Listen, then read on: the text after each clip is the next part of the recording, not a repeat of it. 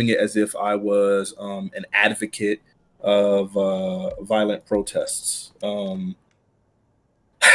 As the conversation went on, as we started talking about it more and more, it came to a point where eventually we were just talking about whether or not like defensive property, like what the limitations on that are and so on and so forth, right? And at one point you had kind of broken it down to where if someone was if someone was doing something that was impacting your livelihood, not necessarily your immediate life, but your livelihood, that in those cases, then the idea that you could be violent or you could that you could that you could kill that person was only viable if you had exasperated like all options, right? Yeah, assuming you'd put them on notice and you'd like exhausted options to like, not kill them. Yeah. Okay. So whether or not we even if I was like, because at one point I was like trying to argue from the position of like whether or not it made sense, like the idea that you would be able to compare freaking well, hold on, the freak. Give me 10 seconds. 1 second. No.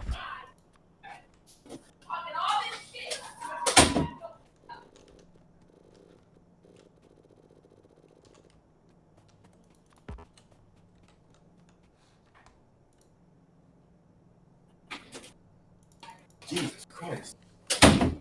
Okay. Sorry about that. All right. So basically, look, it's like so as the conversation went on, we like originally I was like trying to make the distinction between like the loss of life, like someone like your self defense, like your immediate person being in danger, and like loss of property and how that's not like exactly your life, right? But even regardless of all of that, I feel like the characterization that I was like advocating for like violent protests, I felt like one, that was wrong, and I also felt like, given the way you walked your argument down to the limits, that if you had exasperated all actions, that would be, then at that point you would be justified. I would feel that for someone to advocate for violence in these circumstances, I feel like that falls underneath the argument that you provided regarding, regarding like defensive property. Do you feel like those two are very distinct? Wait, can you? What are you saying? I'm sorry. Yeah, it was really long-winded. So it's really basically this. Yeah. At the end of the day, if you say that after you've exasperated all options, then it becomes somewhat sensible for someone to be able to murder someone for defensive property, then for someone to advocate for violent protests in the current climate, considering how many options have been exasperated, and it seems as if there's literally nothing else working, I would think that would fall underneath the same thing. I don't see those two as being very distinct. I'm still not following. I don't advocate for violent protests. What do you mean? Well, no, you were accusing me of doing so. Oh, yeah, it sounded like, you seem like you support riots, yeah. Okay, so whereas I never really had supported riots, you provided an out for that when you started saying that basically once you've exasperated all options that you could do so. I mean, theoretically, yeah, sure, of course. I mean, like... Do you not think we're in that situation now? No, I mean, like, you have to direct your outrage. Somebody could be fucking with you over and over and over again. It doesn't mean I can just punch a dude next to me who's unrelated. I don't think that a business owner deserves the ire of the public because of the failing of the government. Okay, so then at this point, I guess the only advocacy would be to probably get into like armed combat with actual police officers, like trained police officers with better guns, better gear, and say, well, since they're the people that are screwing you guys over, those are the people that you should attack. That's because that doesn't sound realistic. First, wait, hold on. I have to do this.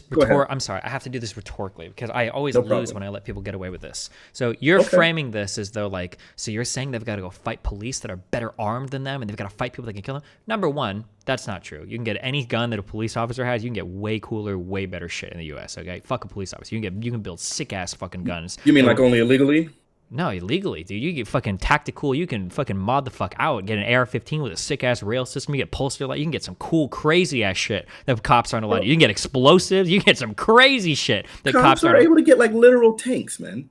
Yeah, but cops aren't rolling around with tanks all the time, and that's like old hand-me-down shit from the military. They don't roll through fucking Chicago with tanks. No, but that's the point. That's the point. No, what all I'm saying, hold on, wait, we're getting, no, it won't, okay? It just doesn't work that way. If it did, we would have been in and out of Iraq in 2 months, right? Or we would have won in Vietnam very quickly. Obviously, guerrilla warfare is incredibly effective. There's a reason why there are still gang members in Chicago running around with crazy fucking guns. It's not just that easy to walk into like urban areas and clear out everything immediately. You just can't do that. But regardless, all I'm saying is that like you could theoretically get arms at the level or greater than police officers. Some people do. Also, secondly, you're saying that as though like, well, since we can't get rid of the cops because the cops are well armed, let's go mow down and kill people that like aren't as equipped as the cops, since the cops are equipped. No. But see, that's the difference. One, I never advocated, or the argument doesn't even go in the direction of mowing down and killing people. That was never the argument. That was never the idea. The idea is, for one, I think it's absolutely ridiculous to say, okay, well, I get it. You guys are in a state of rage, and we want you to control that rage and channel that rage. And direct it at a specific place. I think the idea that people would get to the point of feeling helpless enough to be violent in their protests, I think that's typically indicative of a fact that they feel helpless and such that they're abandoning like all the like societal norms, societal expectations, societal decency. Sometimes they have like a loss of care or concern for their own bodies. And I think in order for people to get to a place where they're doing that, the idea that they would be like almost out of their minds in a way, right? Like, so you should be like out of your mind in a blind rage. I feel like that's the only way that those things would ever happen, because typically like normal constraints would make people like would restrain people from doing things like that. Wait, so the idea hold on. Go ahead. Okay, I want to explore this, okay? Because I Okay. don't believe that you would seriously, following these positions to their logical extremes, I don't think that you would actually follow these. So, Okay. Help me. we're going to go really fundamental. Sure. Do you think that if a person has excessive pressure in their life, that might make it morally justifiable for them to lash out at unrelated third parties? This is as general or like as precise as I can make this. I would say in general, no. Okay, I agree with you. Obviously, this would be bad. So, for instance, a husband that's dealing with a lot of pressure at work wouldn't be justified in coming home and beating the shit out of his wife, of course. Of course not. Or you have a bad day at school, you come home and if you care about animals, you kick the shit out of your dog. Not okay, right? Okay, so that's bad. So if that's the case, can you tell me what is meaningfully different about a group of people that feel like they're getting fucked over a bit by the government, lashing out at private businesses and destroying them? Why? What makes it okay, though? What's different about that makes it okay?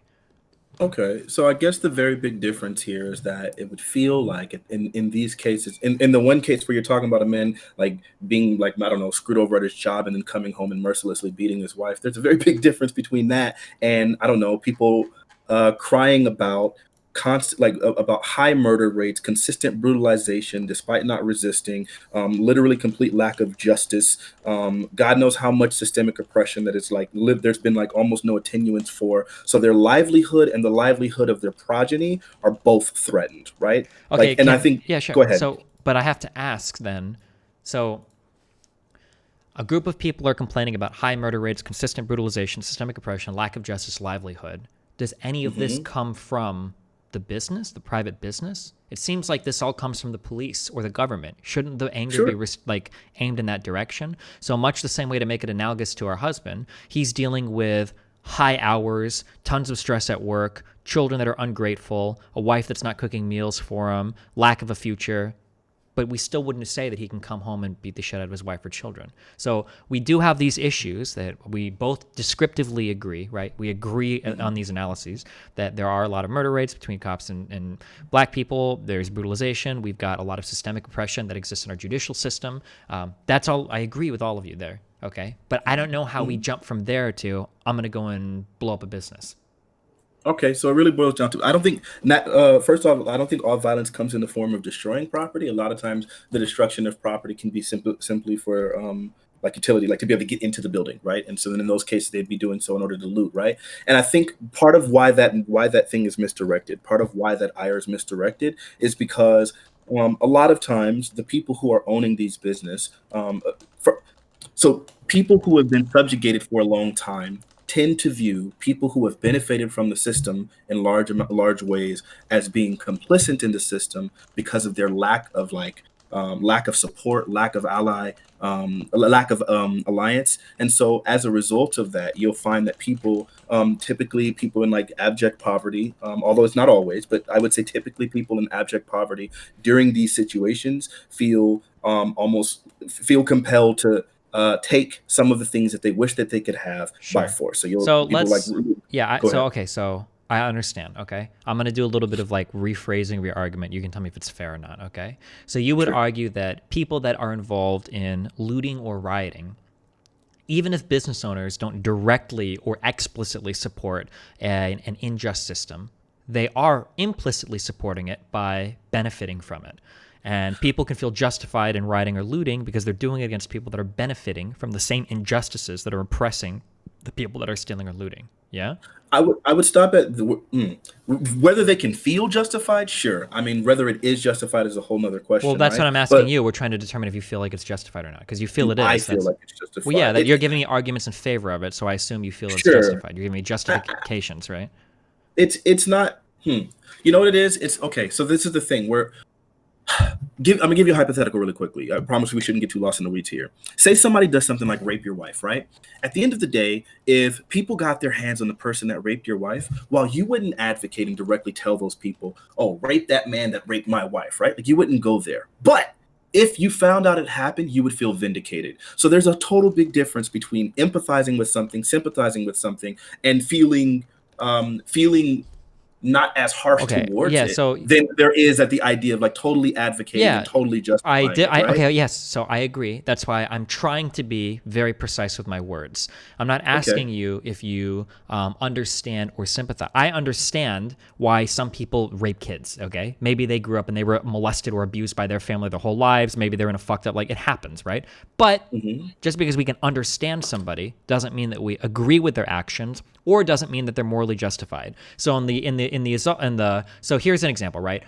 Person that gets molested grows up into John Wayne Gacy Jr. or whatever, right? Rapes kids. We can understand that, but we don't agree with it or empathize with it, and we don't morally justify it. Okay.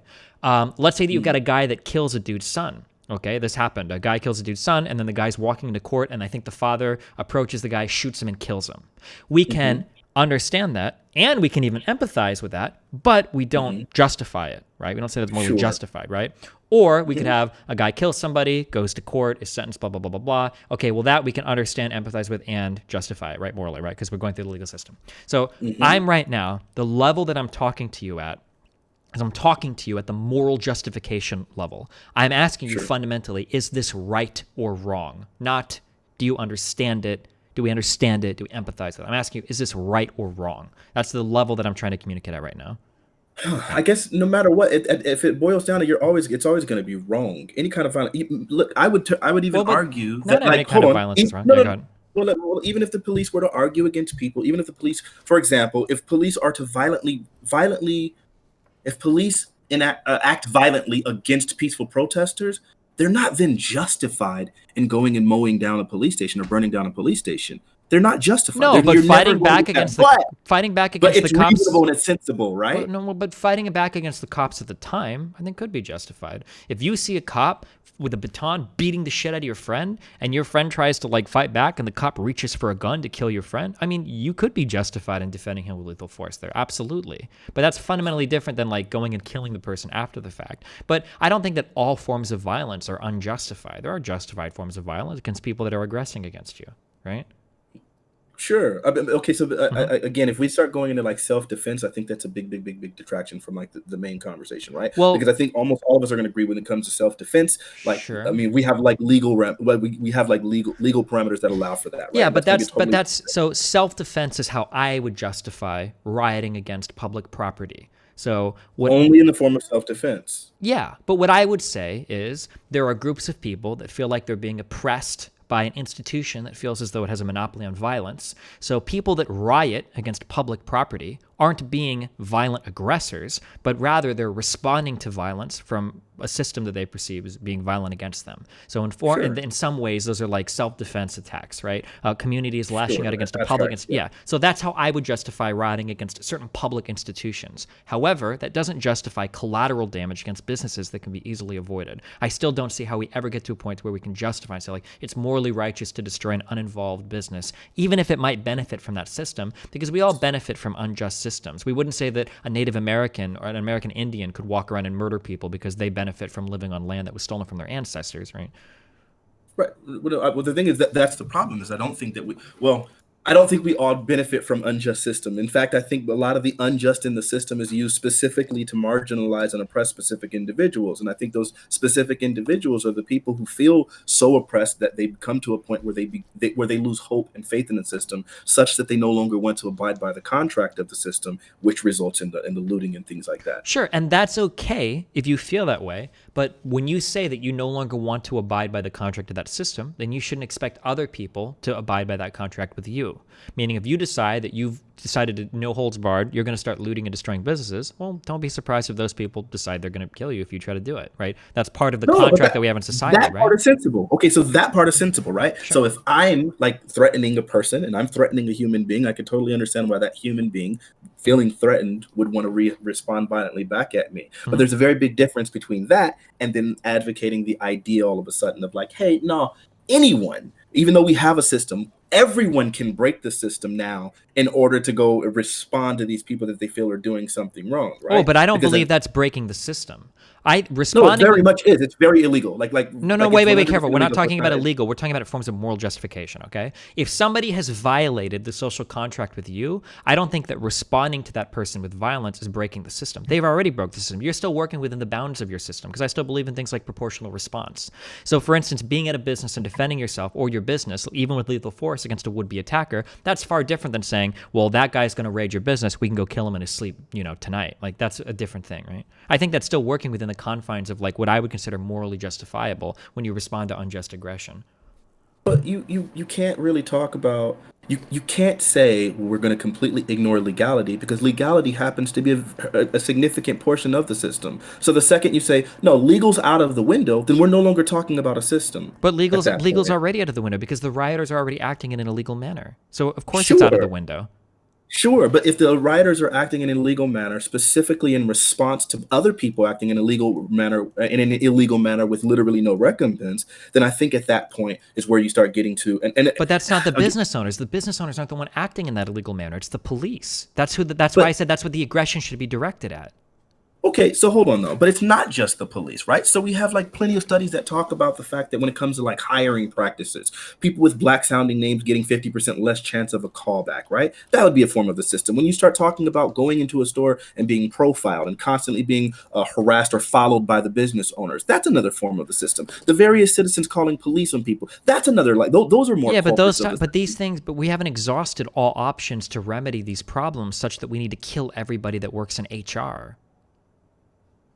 Wait, I'm sorry, what? Say it one more time? We haven't. So part of the justification for enacting violence against somebody that is like aggressing against you is that we have to exhaust all other means of remedying these problems. What other means have you? Okay, so then let me ask you that question. What do you feel what means do you feel haven't been exhausted by African Americans? Number one is voting. Okay, so do you... How many African Americans? In local elections, about 20%. The majority of those voters are old, white Republicans. I got you. No. So after the Watts riots, right? After the Watts riots, or the riots over the Rodney King beating, right? Mm-hmm. After that, one of the largest effects that we saw from it, besides this consent decree, which literally did nothing, was we saw an insane voter turnout amongst African Americans. None of that did anything to fix the problem, as we saw it continued. Like it's been that way since. People's general feelings towards police officers are still the exact same. People are still decrying the same sort of issues. There's still rampant racism within the department, clear discrimination by numbers. Like all of these things never did anything. So then, of course, when you have like things like right now where we're recognizing that we had like global protests, and you have the Democratic Party, like the House, right? We have the House proposing reform bill, and you have a Senate proposing a reform bill. Neither one of them get passed. Talks have have stalled. And then you realize at the end of the day, we had 8 years of Obama. Almost nothing happened regarding police reform besides like his little panel that like with the Department of Justice that did almost nothing. So then at the end of the day, it's like, man, we've had Democrats in office like dang near every 8 years, right? So you had Bill Clinton, you had Obama, you had none of these things have changed anything, right? So at the I end of the don't day, know. what's the idea of just So voting? I don't know specifically about. I don't know specifically about. Oh fuck. I'm sorry. Hold on. I'm trying to find the turnouts for the local elections. And yeah, immediately following the Watts riots. Yep. Because they were the highest they had been. I'm pretty sure. Yeah, but what does that mean? Does that mean 60%?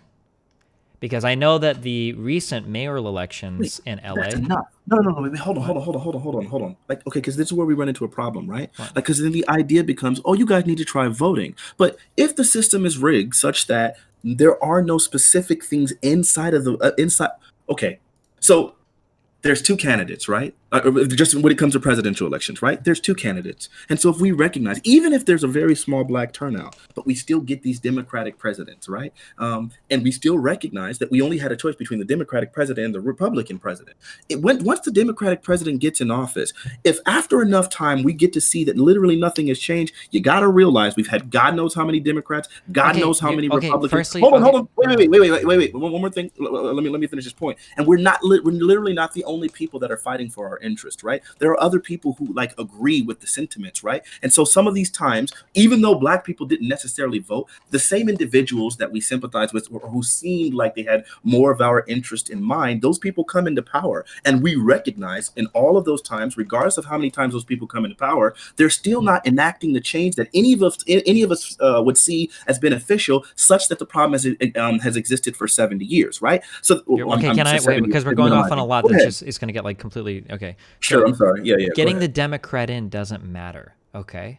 What you need to do is you need to get somebody in that aligns with your interests. The most important part of that is the primary. That's when you really get like a difference in terms of like who you're actually going to throw into office. The problem but there is wasn't a single Democrat that aligned with those interests. Because right? because gerrymandering really negatively impacts local elections. The problem is that a lot of people just don't vote. So when you complain about not seeing candidates, but it is. It's actually, unfortunately, it's so simple. The problem is that the reason why you don't see these candidates or hear about them that much is because they just don't have very much electoral support. In the general election turnout, I know for 2017, for the mayoral election, which is the most important one, I think, when it comes to police stuff, because your commissioner of police is going to be picked by your mayor. We had 20% in LA. It's like 20%. That's is the attorney general not voted?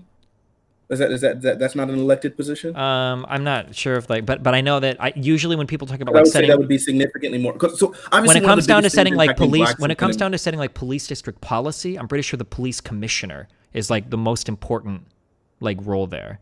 Yeah, but even more importantly, because it's not just about the police policy itself, it's about the enforcement of the police policy, and the enforcement of the police policy is going to boil down to the attorney general. Sure, that might be another thing. All I'm saying, okay, is that the turnout for these elections are incredibly fucking low.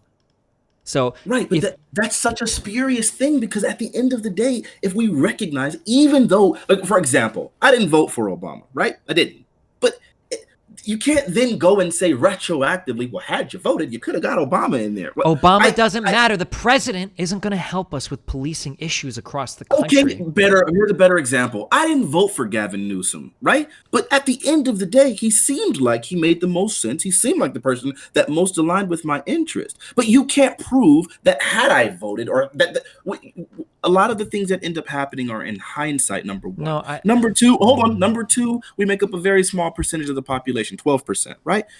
So then at the end of the day, it's still like this concept, right? Like that, oh, you guys just aren't voting enough. Like it really boils down to the idea of putting faith in a system that we have seen time and time again has completely failed us politically. Like the idea that we're going to like invest all of our energy into politics when we recognize at literally every level. So you have gerrymandering at the state level, you have crooked attorney generals withholding evidence that's going to exonerate people. You have obvious governors like signing things that are obviously deleterious to Black people. Like there's so many things that are happening at a political level that it just seems like I know. this idea that we would invest into politics as if that's the answer, as if people haven't done that before. So these are the stories. So these are the stories that we tell ourselves in order to make it seem like everything is corrupt and everything is broken and there's all these corrupt figures at all these levels of government that somehow. Which of the things I said was untrue?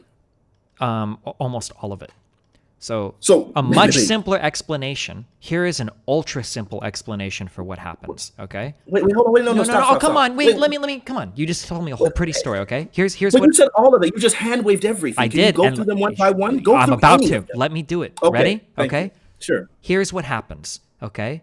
A bad thing happens. And people will pay lip service to what happens. Oh no, Black guy got shot. Oh no, maybe here's a policy. LOL, the city council look at it. Blah blah blah blah blah. Whatever. But what actually happens is, come election time, pollsters look at who the LV, the likely voters are in a given district. The people that currently hold office try to think of what they need to do to appeal to those voters, and those are the policies that you're going to see drafted, pushed, and advertised and talked about by those politicians. It's as simple as that.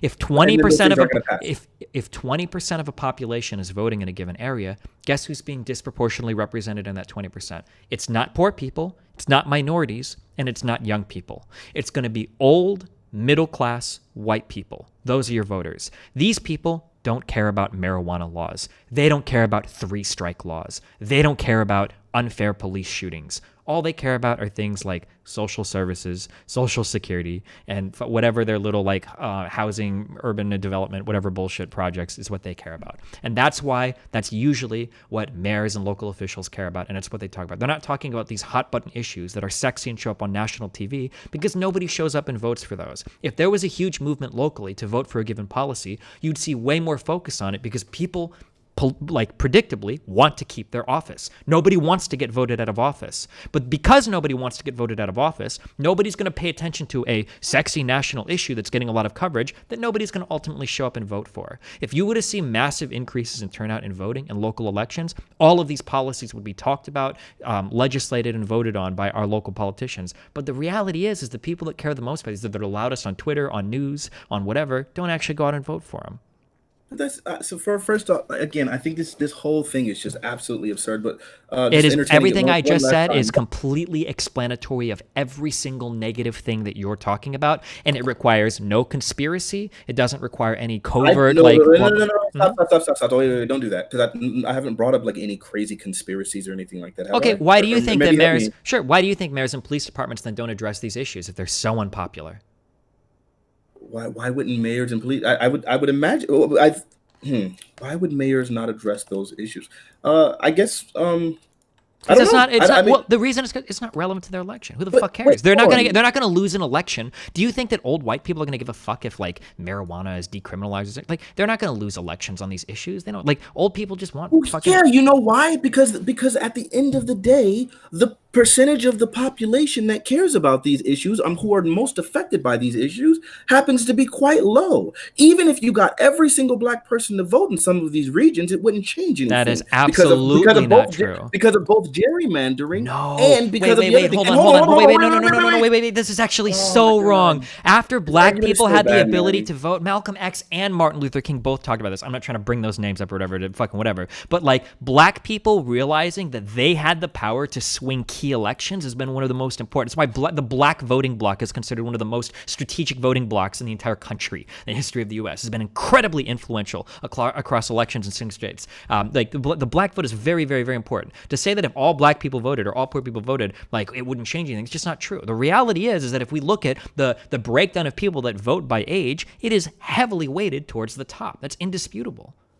All right, so we've gone down a very far rabbit hole, right? Or a rabbit hole, because at the end of the day, the conversation started off talking about the difference between defense of property and destruction of property in the face of social injustice, or just period, in the face of injustice. And I think at the end of the day, the idea that we have to, in order to give you your argument, I have to completely assume that never any of the candidates that people wanted were ever elected into office. And so at that point, there's no way I'm going to grant you that. So this argument, well, like going down that whole rabbit hole, is absolutely ridiculous. Yeah, because like, when we think when we think of who should be elected, we're thinking of like who looks the best on Twitter, or who looks the best in the news, or who looks the best. Who is thinking that? You are. You're talking about like, oh, these are popular people. The reality is that who gets... Wait, stop. I've never said anything like that. What are you talking about? I've never said it's about who looks... Wait, no. You said... I got to make sure I'm clear here. Yep. You just said that I'm thinking about, when it comes to elections, who looks best on Twitter and who's the most popular? Yes.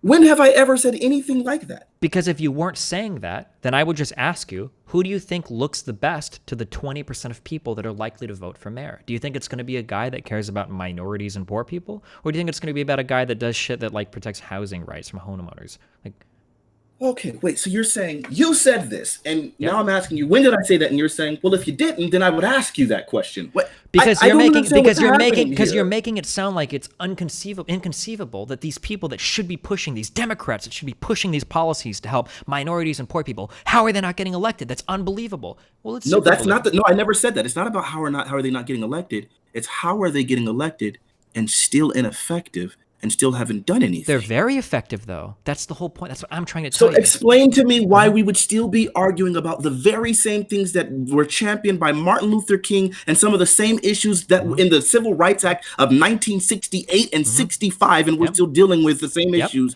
literally over 70 years. Because these are the issues that look good on national news and Twitter. These aren't the issues that the 20% of voters that show up in local elections care about. So, okay, so then they aren't effective at handling it then. No, they're very effective. They're effective at... No. You can't say they're effective at handling it if you're saying, we've been arguing, I'm sorry, that'd be 52 years, right? What is the goal of a politician? No, dude, no. Don't abstract that. I'm not, no. Wait, I'm not abstracting. You have to understand this. You are. Let me explain. It's not abstract. No, you're the one abstracting right now by talking about, the civil rights. I'm asking you very simply, what is the goal of a politician? The goal of a politician is to to enact change that benefits society and its constituencies. No, you're dead wrong. The goal of a politician is to enact change that gets them reelected. That's the only goal of a politician in a democracy, is to get reelected. It's not about benefiting.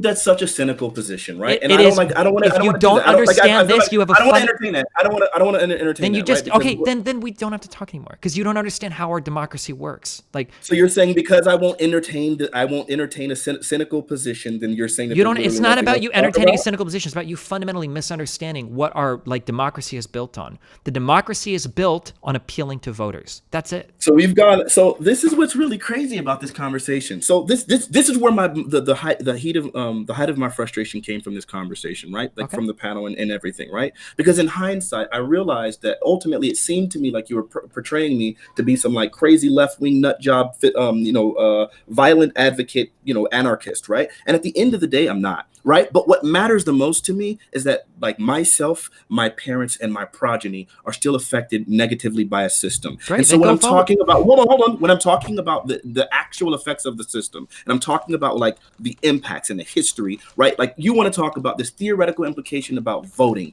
right? And so it's mind-boggling to me because it seems like it's all just theoretical to you, right? Like please stop saying that. I'm not theoretical. I'm just trying to tell you how it is. You're the one that doesn't want to open the curtains. Like, you're the one that doesn't want to see it for what it is. I'm not being theoretical. I'm telling you reality. You're the one that is talking. You're telling me reality, and the reality is your reality is just that if black people would vote and the right people were elected, then things would change. Yes, absolutely. Okay. Yeah. And okay, so I think historically, I guess we just have to, I guess we just have to historically believe that in the last 70 years, none of the proper people were elected. Correct. Of course. Yeah. Here's like, this is a there's no solution, bro. This is such a ridiculous solution. So the solution is to vote. At the end of the day, all you're basically saying is now, like, you're really like creating an argument that's literally unprovable. But at the end of the day, absolutely it is unprovable. And at the end of the day, you get to appeal to yourself and just say, well, look, you guys just haven't voted, and because you haven't voted enough, then we can say that probably that would have been the solution. Now, we don't have any evidence to say for sure that had you voted different people into office, that those people would have enacted the change that you needed. But But at least I can make that appeal that you're not voting enough. You can literally you could point to anything. I can say, well, maybe it's just the fact that you guys aren't going to college enough. Or maybe it's just the fact that I can literally come up and erect literally any idea that hasn't been done and say that's impossible. Okay, hold on. But you can't immediately, you can't tie this directly. We have to, wait. Okay, we need to check the emotions because we can't have a reasonable conversation if we're mad. I learned this from Dr. K, okay? So let's get our Duckmeyer or whatever the fuck he calls it into the check, okay? Let's take a deep breath, okay? But wait, we got to do this. Hold on. We got to close our emotions and open our mind, okay? I have a question for you. If a politician has a choice between implementing policy That's really unfair, Destiny. What's unfair? It's almost inflammatory. Well, you've made two definitely. The problem is you're saying that the problem is you're saying that your argument is unprovable, and I can prove mine in like 2 sentences. And if I ask you for the proof of yours, you'll have none. Okay, go ahead. You're going to prove to me that in the past, had we voted different politicians, that the change that we wanted specifically would be enacted? No, I can't prove you that. What I can prove to you. That's what I just said. Okay, so you can't prove. No. What I can prove to you is that politicians enact legislation that appeal to likely voters. That's what I can prove to you. Sure. Which means that if you wanted legislation that was going to be markedly different, you would need to have a different pool of likely voters. Right now, likely voters in local elections are old, white, middle class. So the legislation you're going to see locally is probably going to appeal to old, white, middle class people. I can't create a counterfactual for history. I can't show you what would have been otherwise, but I can probably guess that if young, minority, poor people voted in greater numbers, you'd probably see different policies. Because at the end of the day, a politician's job is not to make society better, it's to get elected, okay? Here's my simple question, very simple question for you. If a politician has a choice between enacting policy A or policy B, where policy A is the moral one that makes society better, and policy B is the electorally popular one that's going to get them reelected, what would you expect the politician to do? Policy A, the moral one, or policy B, the electorally popular one?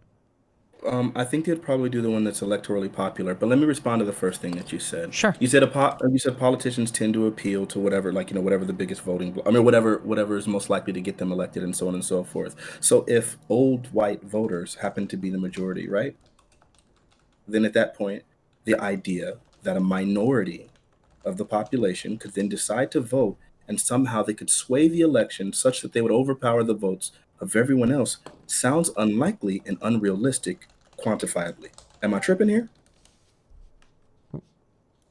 I think I agree with you, so... Okay, all right. So then if we agree, I'm sorry. Yeah, you're right. We gotta take emotions out of this thing, even though this thing is particularly personal to me because of the fact that, it obviously has to deal with like my very livelihood and the livelihood of my progeny, and it's just a theoretical concept for you, but you disagree with that. Hold on.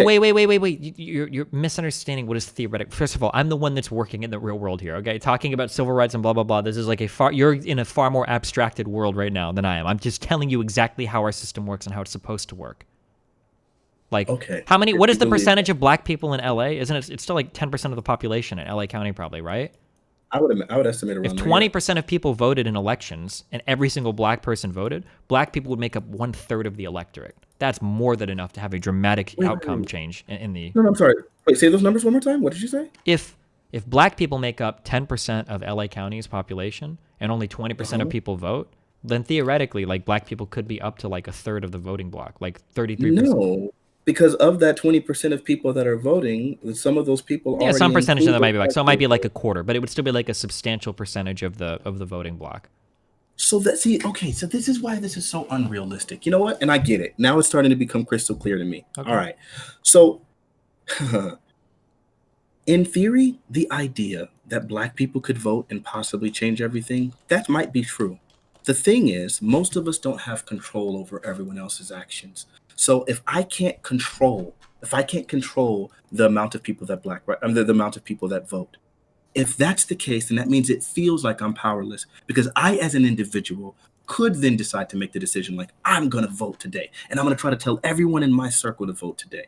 But if it still only moves that needle by 0.001%, then it feels to me that I, as an individual, would be powerless. Now, if the people who were rioting were some concentrated party of people that were working together and everyone in tandem agreed to riot, and this was an organized thing, then at that point, telling that organized group, instead of rioting, organized around voting, then maybe that might make sense. But the fact is, this isn't some concentrated, organized group of people. These are individuals who all feel similarly about a situation that seems to affect all of them, maybe directly, sometimes somewhat indirectly, but it seems like it's something that impacts and they should rightly be absolutely ignored. All right, I got you. We should ignore everybody that you've just described. We should ignore.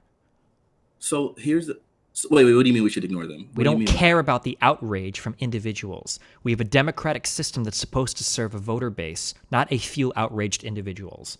Okay, much the same that I wouldn't want. So then you shouldn't care about the riots, right? So you don't care about those individuals because they're individuals. It's again, these aren't organized group of people coming together, working in tandem and coordinating attacks. These are individuals. You're misunderstanding, okay?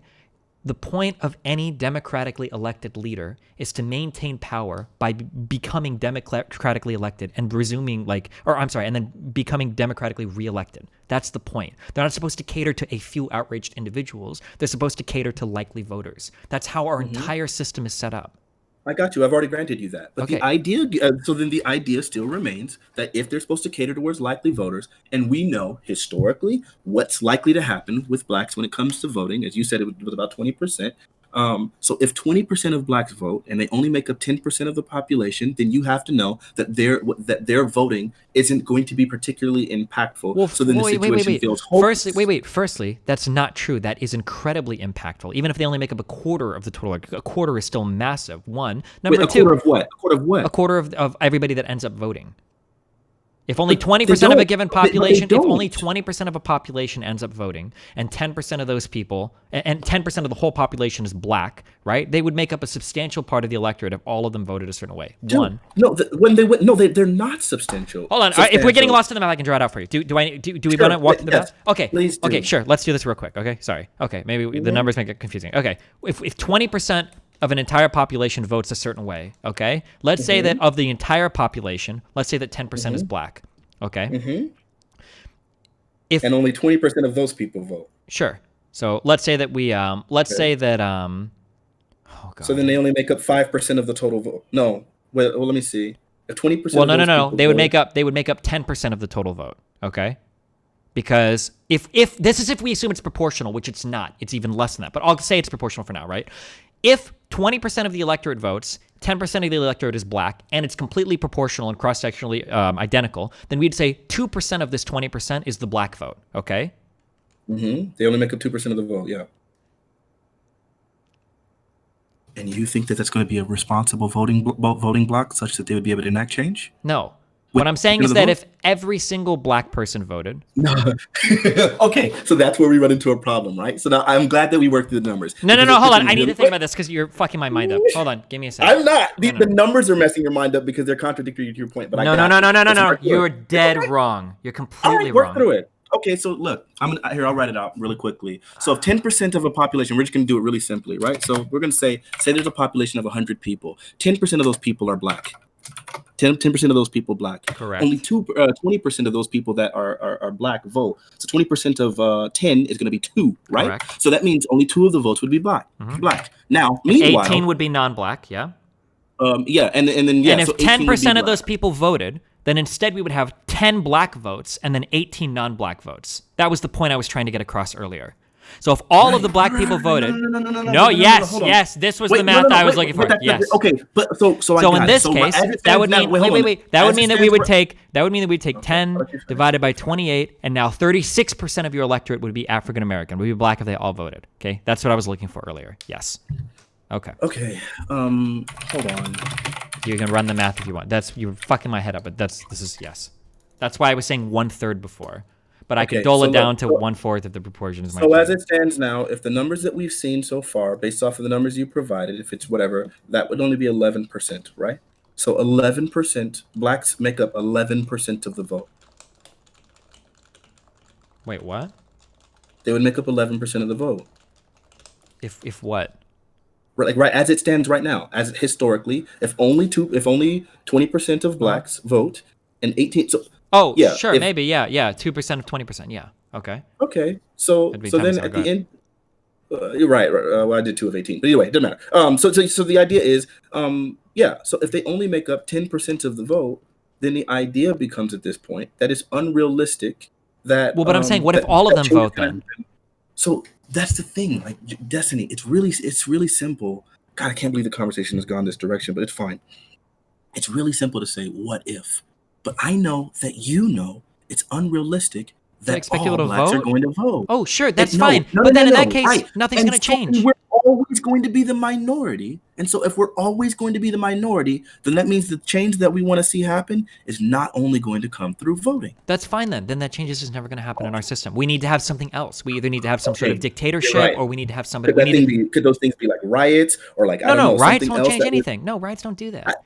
No, but riots have historically. No, they don't. Right? Riots get you a little bit of lip service, and then people ignore you because you don't vote, and then that's it. So okay, let's look at the big riots that happened in Boston, right? In which, of course, those were one of the biggest riots that ever happened during the long hot summer of 1967. One of the biggest riots where there were like 200 and something. I mean, how many buildings were destroyed and so on and so forth.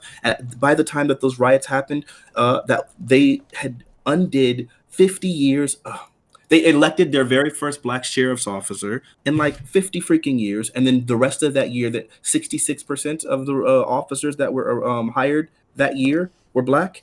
And that like completely changed it. They also create that the state immediately You're talking about legislation. Like, yeah. Hold on. The state, I agree. You're making my argument. Real quick, you're making my argument. You just said they were elected and then they drafted legislation. That's all democratic. No. I'm sorry. Good. I'm glad. I get. You're right. That would have spoken to you. I used the wrong word there. They were just hired. They just hired a whole bunch of police officers, and then they drafted legislation that made segregation illegal. Okay, they probably did it because they thought it was going to be electorally popular because they wanted those. You don't think it's possible that you don't think so? You're saying that the riots had literally nothing to do with that?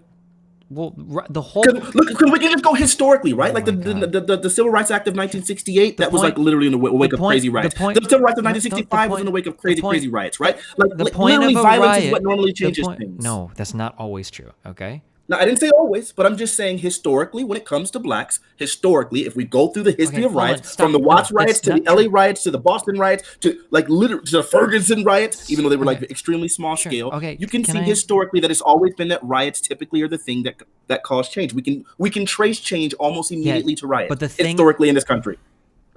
The point of a riot or the point of a protest is to get the popular opinion to change on something, so that ultimately people vote for different people. Riots and protests not on their own, absolutely necessarily.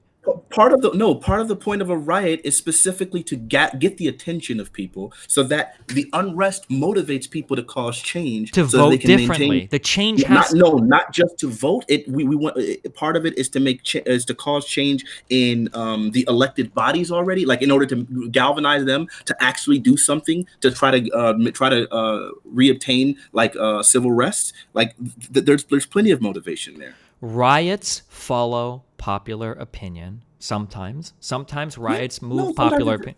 I'm going to sound extremely condescending, but this is just how our system works. If you deny it, you just don't understand how the system works.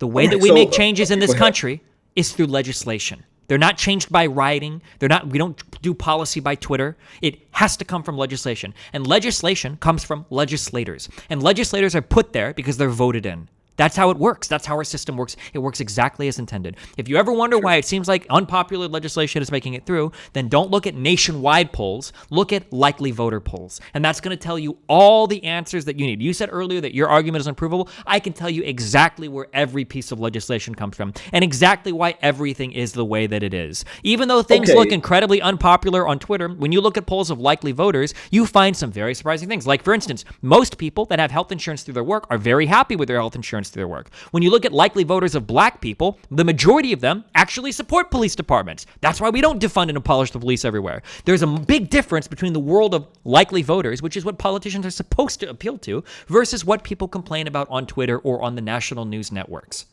Okay, look, all of that sounds really good on paper, right? But at the end of the day, we have historical precedent that shows that all sorts of black success, all sorts of black positive change that have happened politically are directly tied. And some of the worst black changes come from riot. God knows how long. Okay, hold on. Firstly, do you understand that you've talked? Wait, do you understand that you've talked for the majority of this conversation? You just said I talked for God knows how long. I probably talked for 1/5 the time, is what you just explained before that. You might have.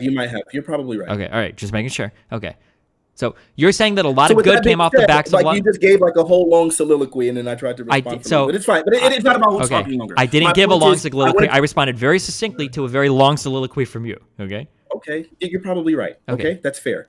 I wanted to respond to that. Okay, is that fair? Go for it.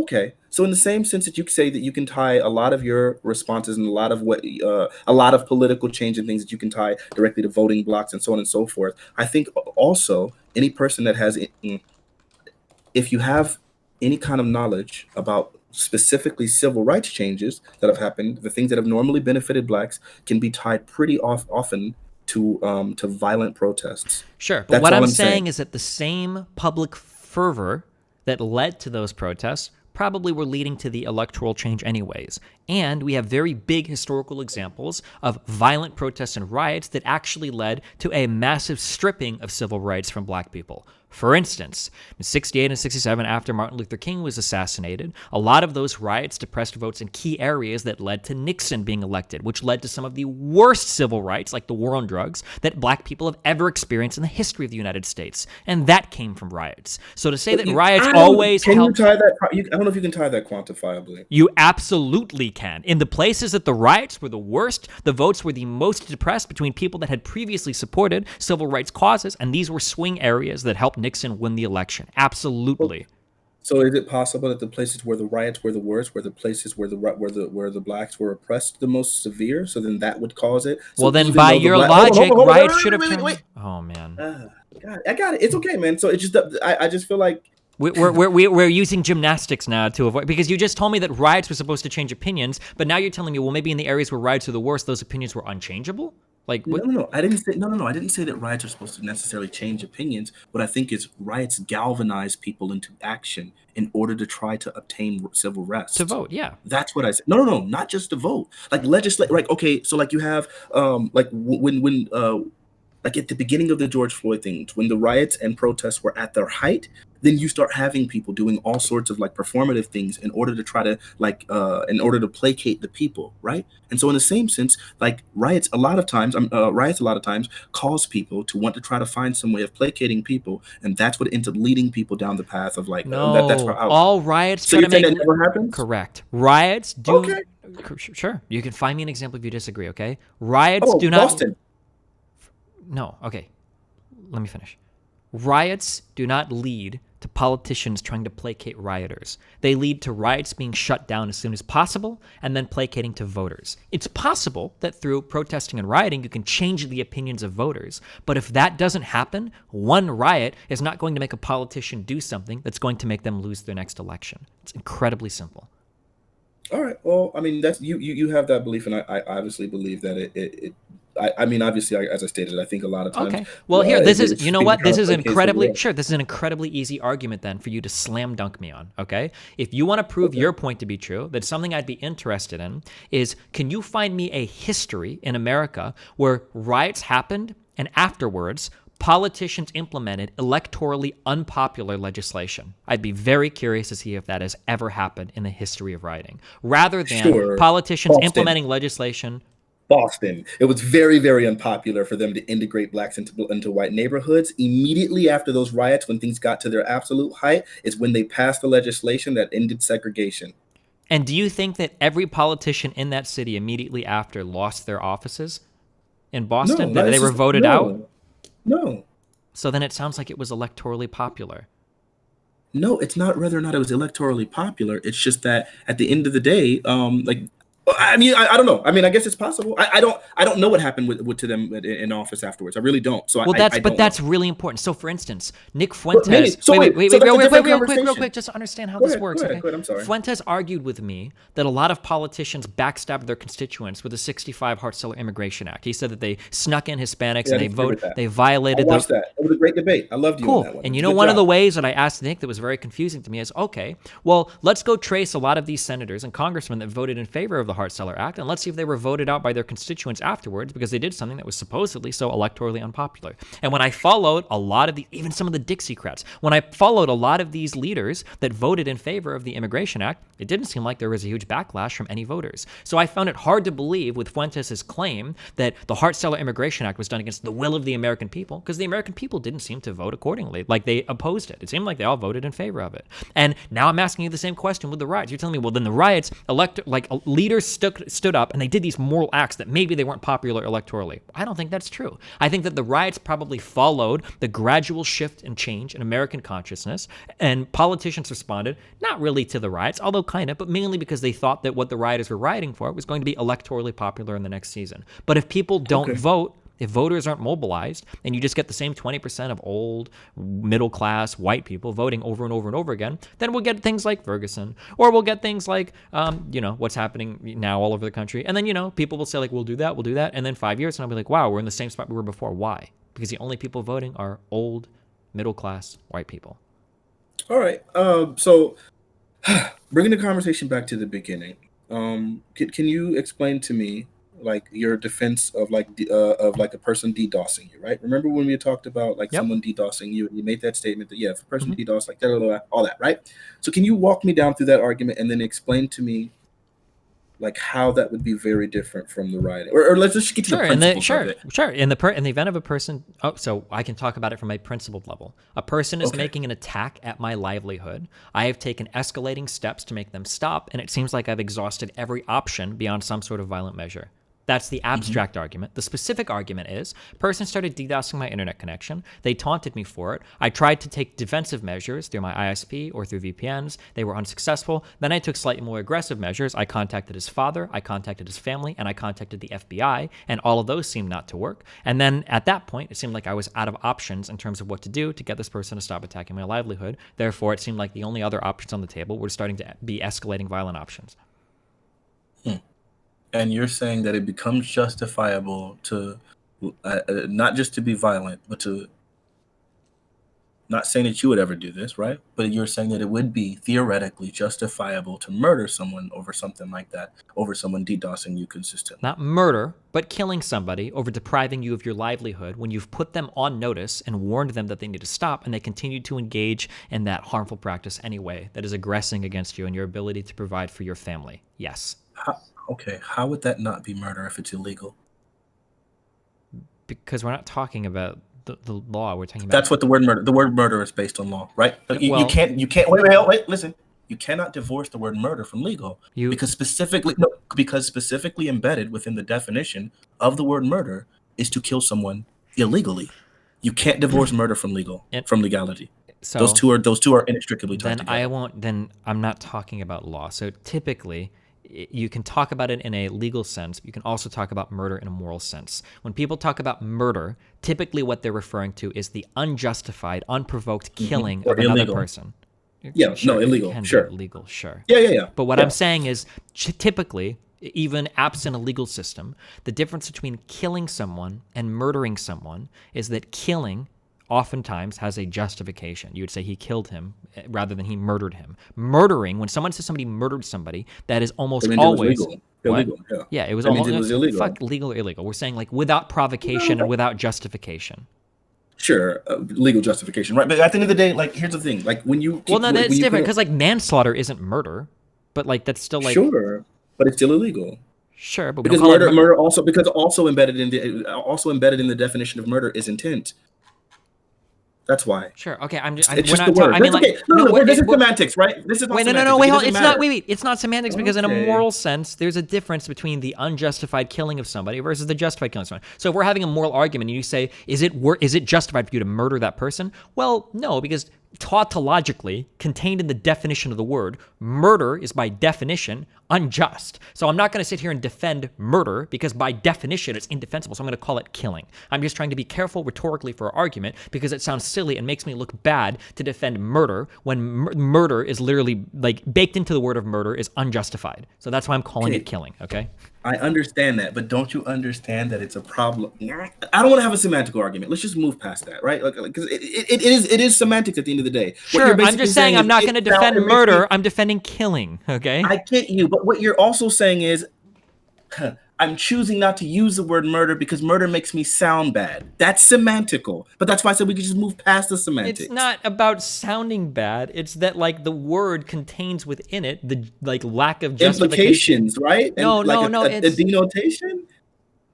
okay. This Let's say that semantics. let's say that you have sex with a girl, okay? And let's say that you both drink just a little bit, okay? Just a little bit. But both of you are like clearly coherent, okay? Eat very legal blood alcohol, right?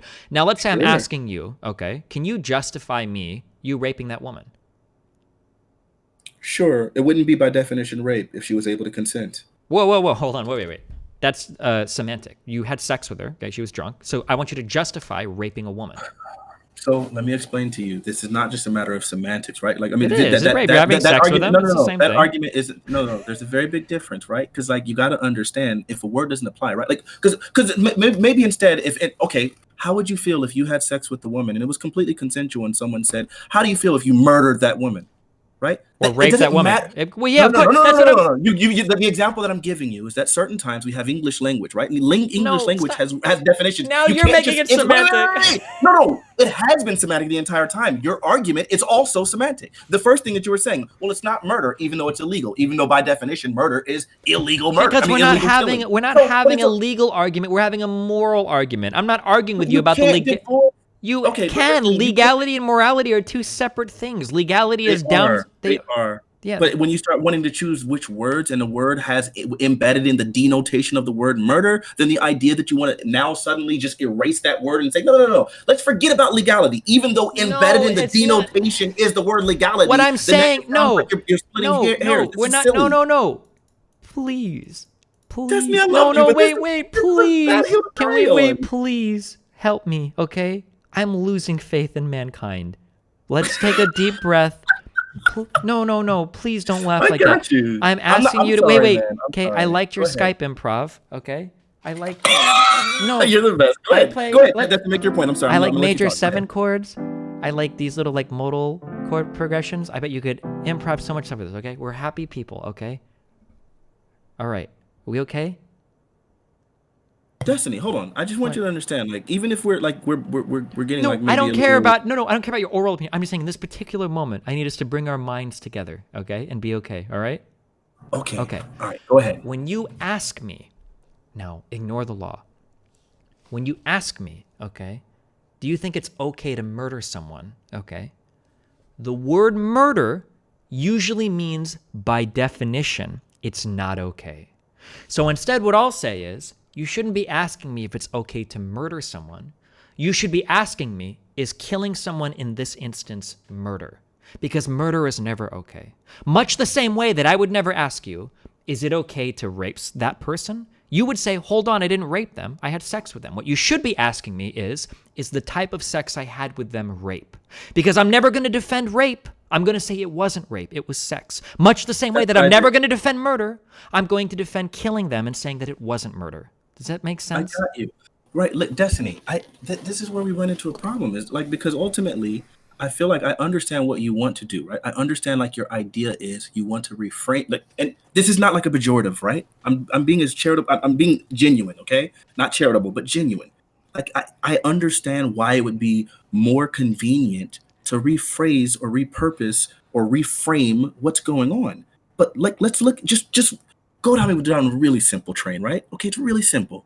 This is the definition of murder in Merriam-Webster, okay? It's the crime of unlawfully killing a person, especially with malice. So for me, just like I get it because it's sensitive and it's personal and you have an argument and all of those things, right? Please and I get it. Don't dismiss it as being emotional. I'm giving you this is literally I've given you. I'm just telling you if you ever come back 10 years on, I am giving you the easiest like little logic tree in the world to follow, and you. So is no. Follow this logic tree.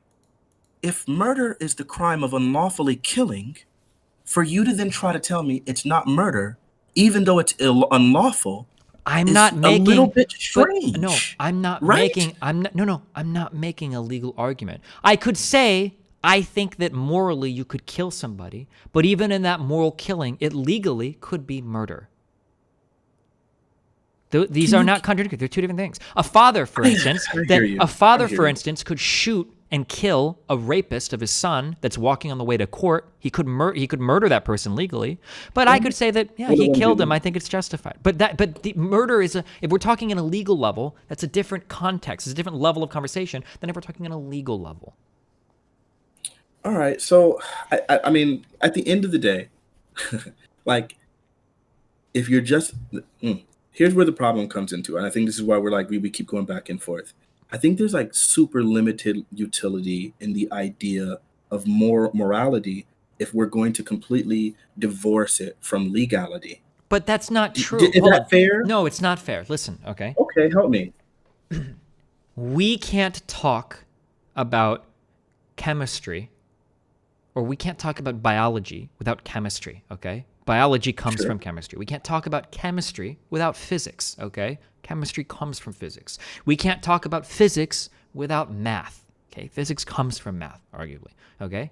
Much the same, we can't talk about morality without legality? No, legality without morality. Without morality. Legality is downstream from morality. Our laws come from, hopefully, what collectively we believe to be morally true. No, I disagree with that 100%. You don't think that laws come from a general sense of what people believe to be morally true? Sure, I would imagine that, but at the end of the day, we can show plenty of times. Like, for example, if you take like an authoritarian person who makes a law which is like very constrictive and seems like it restricts people's lives to a right to life and happiness and the pursuit of happiness and so on and so forth. At that point, even though those things would be law, we would say those things are immoral, right? Well, so some people think. So well, listen, that's good. That's good. What you just said. Okay, there are some times we can say that law is immoral, right? What are we saying there? What we're saying, but listen, you would never say that moral is illegal, right? You would say that the law is immoral. But the reason why you're saying that is because what you're implying is that the law ought to be changed because it's out of harmony with the morality. We would never say that we should change the morality to be more in line with the law. We would say that we should change the law to reflect morality. Therefore, so the law is downstream from our morals. I'm not disagreeing with that. Like, yes, the law is typically downstream from our morals. Yes, typically. It is typically downstream, but you can't say that I'm not saying, okay, let me be very clear. I'm not saying that the law is always a perfect reflection of our morals. That's why I'm not arguing with you about the law when we were talking about morals. The law is not always a perfect, that's why we try to change the law. But when we're changing the law to bring it more in line with our morals because law is downstream from morality. We have to have a conversation about morality before we talk about legality or what ought to be legal, right?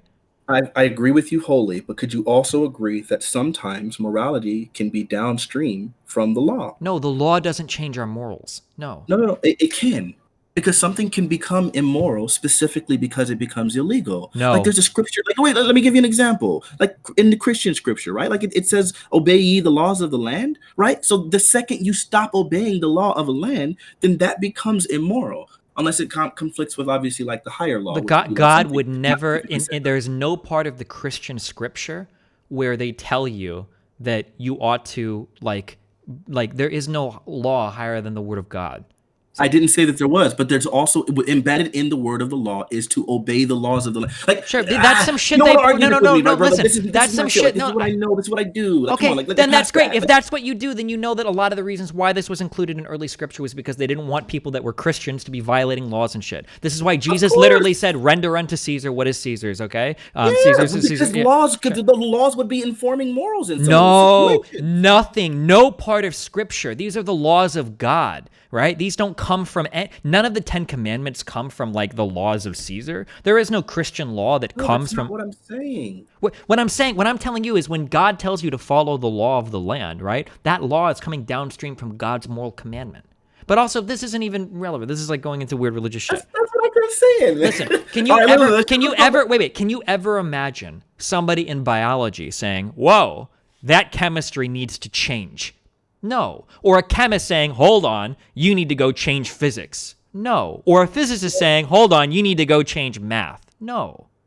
Like, these things all move downstream of each other. Much the same way that you never say, like, shit, like, I thought this was wrong, but the law tells us different. Oh, well, fuck, the law is going to change all of morality. No. Like, law is downstream from morality. Like, all right. Okay, we got lost in the woods there. But let's bring it home. Wait. We're not Justin, wait, I hold on, agree. wait, Listen, I no, heard hold you, on, wait. and I agree. Okay, hold on, I heard you, and I agree. wait, okay, Do you hold want on. me to? I can rephrase it to you so that you can see that I understood. I understand. I took listen, to me personally, you're hurting me. When you say we got lost in the woods, you're making it sound like a conversation is happening that's irrelevant to the overall point we're trying to make. I don't think we're lost in the woods. I think that we're trying to establish that law comes after morality. And it seems like we might agree with that, but then sometimes you talk around it, so I can't tell. Do you agree then that law comes down, or do we need to talk about that more? We don't need to talk about it more. Okay. Because even though I don't think it always does, but in most cases it does. I would say that most of the time laws are informed by morality. In most cases, I agree with you. Okay. And morality is not informed by the law. Sure. Right? We would never change a moral belief we have. Like, for instance, here's a question.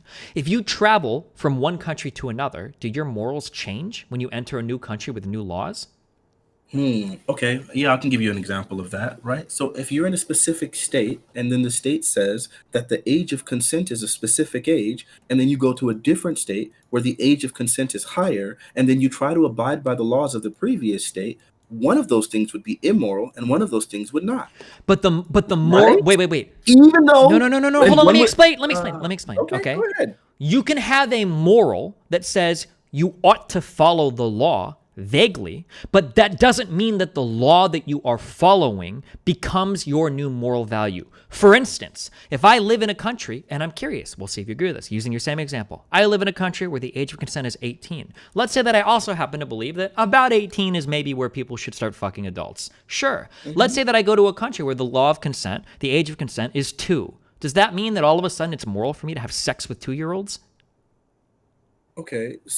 Uh it I guess it gets really complicated, right? No, it's Okay. not complicated. It's very simple. No, Sure. it's not moral. Do you want me to respond here or no? Do you want me to respond here or no?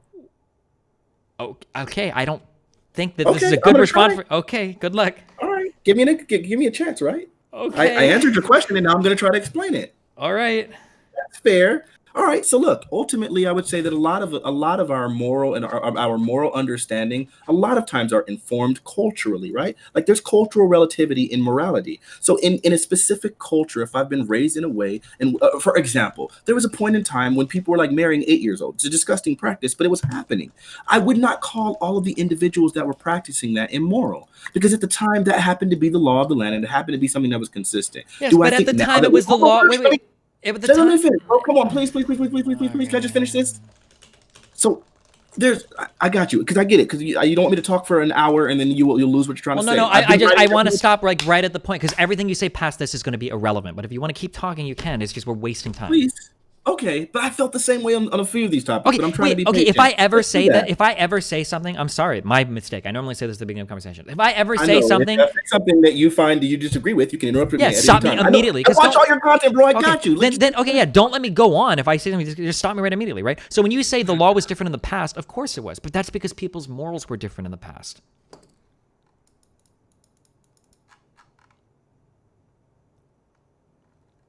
I guess so. So then I guess we would have to get into a conversation about moral objectivity. No, we don't need that. But no. But I think that bro, that kind of but that speaks to my point about cultural relativity when it comes to morality. I agree with that. Cultural relativity when it comes to morality. So we're right. So laws change over time because culturally our morals change over time. Great. So then if I've been informed and I know, like culturally, right, like that I'm in a society where like where they're marrying like super duper young women or they're doing arranged marriages and things like that, I wouldn't call the people who are raised in it and that's all they know and understand. I wouldn't call those individuals immoral. But of course, I would call an individual from like United States going over into a place like India and then trying to practice, like, I don't know, like they've actually recently raised the youngest that people are allowed to marry, and whatever. But I don't have to name a place. If a person from the United States went to a place where they were like allowed to marry 2-year-olds and then started having a relationship with that 2-year-old, I would call that person immoral, even if that person was following the law there, because culturally, what he knows, what he's understand, what he's been raised in, that is relative. That informs his morality. So I would say that he knows morally that it's wrong, and he's going somewhere else to take advantage because they don't have those laws. Sure. We see it all the time. You have all those people going to like. My point is that morality is superseding the law always. If you were to go back in time, and if you would go 400 years ago and you saw that 13-year-olds were getting married to each other, if you wanted to change their beliefs, what would be more important? Changing the morality of all the people or trying to change the law of all the people? You could try and change the law, but they'd probably just change it back. But if their morals changed, then the laws would change after the morals. So no, what I would say is, I mean, dude, we see this happen very consistently in American politics, right? Where like the Supreme Court can kind of come down and say, hey, like even though this might not be 100% the pervasive will of the people, if we were to take it to popular vote, they might say, hey, this thing is immoral, and we make it illegal. And then as that thing becomes illegal, we start to see people start to pacify or start to they start to assimilate more with that ideology. No, it's actually the exact even though those people it's thought it was immoral originally. The exact opposite. Everything you're saying is the exact opposite. The Supreme Court and these decisions oftentimes don't come down until the entire country is starting to sway in that direction. That's not true. It is absolutely true. Wait. Starting to sway. Look, that's a very loose phrase, right? Because so for example, we could take something as simple as same-sex marriage, right? Yep. If you were to poll the average person in the United States. Mm-hmm. By popular vote, same-sex marriage in general was not something that was favorable. Most people still wanted traditional marriage and wanted to have more of like civil unions, blah, blah, blah, whatever. Eventually, I think it was about 12 states or maybe 13 individual states started passing laws making it acceptable for same-sex marriage. I am going to hold on. Wait, no, wait, hold on, because you can do this later if you want to me. Okay, listen, Mr. Fanatic. Okay. Here, because every single example you bring up, I'm going to say this. Every single example you bring up is going to agree with me, okay? And gay marriage is one of the worst ones you could have brought up, okay? If we go and look at US favorability for gay marriage, surprisingly, the trend seems to change around 2011, and then after 2012, it becomes more and more and more and more favorable. And guess what? The Supreme Court didn't make it legal until 2015. If we were to go back and look at other historic Supreme Court rulings, like for instance... Wait, stop. Right there. At the time when the Supreme Court made that ruling, it was in 13 states, correct? Yes. And the support nationwide for it was 60%. Oh, can you show me that? Yeah, I linked you a poll for Gallup, Where? for U.S. support for legal... Got you. U.S. support for same-sex marriage. Because if you're right here, then yeah, that would have been a bad example. Sure. And then we could say the same thing for like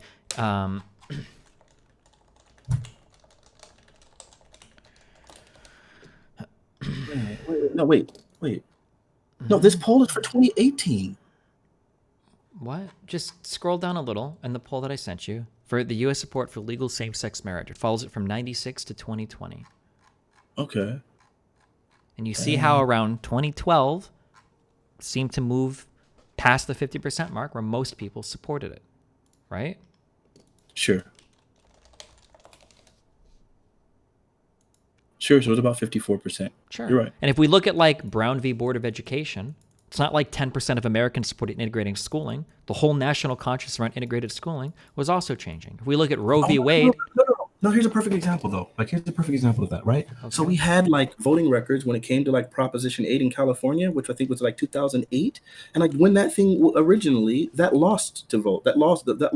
But then the Supreme Court, overruled it and then said, no, it's unconstitutional. Same-sex marriage will be legal in the state of California. And we did see that happen in several states from 2008 all the way to 2015. California. And that's wait, hold on. So then that seems to speak to my point. No, it doesn't. California is just one state. The Supreme Court. No. And I went on to say that the same process happened in several other states. There were plenty of states from 2008 until 2015. There were plenty of states from along the line from 2008 to 2015 that started legalizing it, and consequently, I would say we started to see a shift in the general opinions of the people. But not because of the law, but because that's what the public consciousness was moving towards. But I don't know. I guess it's something we can't prove. You can though. Every single thing.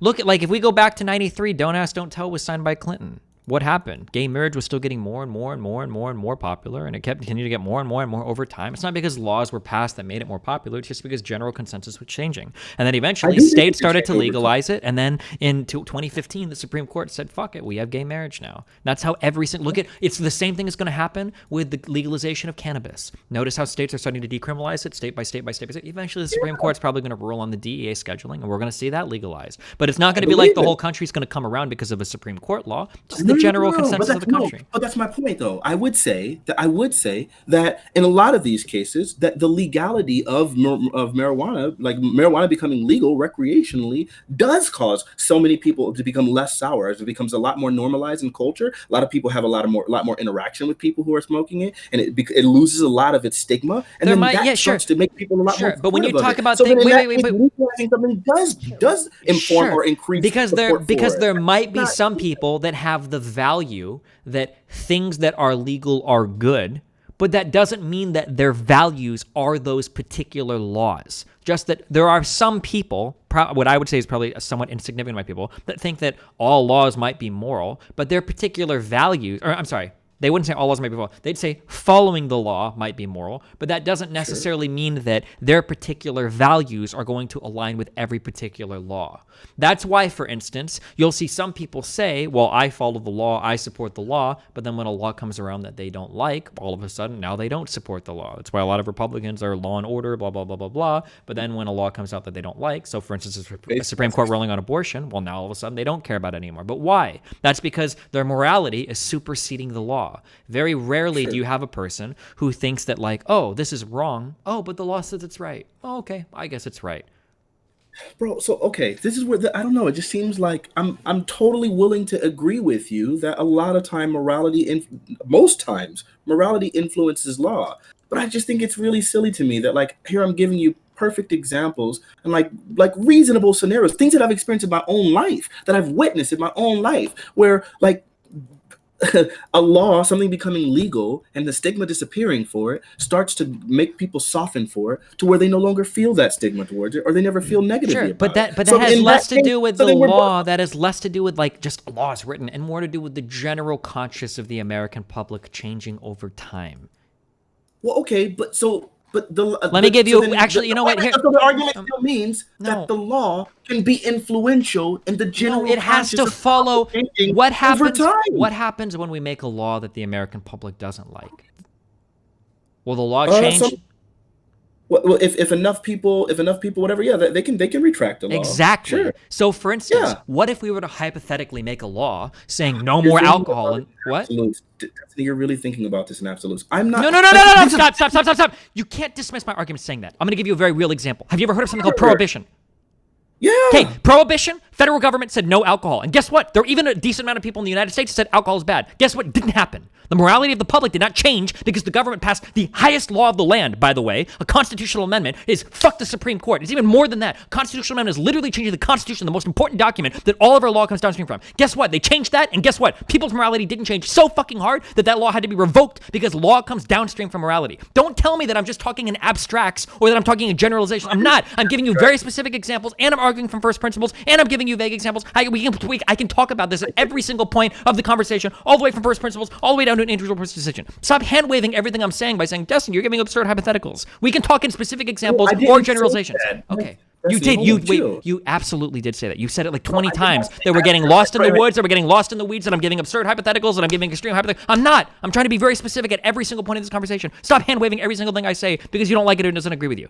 Sorry. Okay, so Destiny, like, hold on. First off, you're saying I'm hand-waving everything you say when I say I grant you.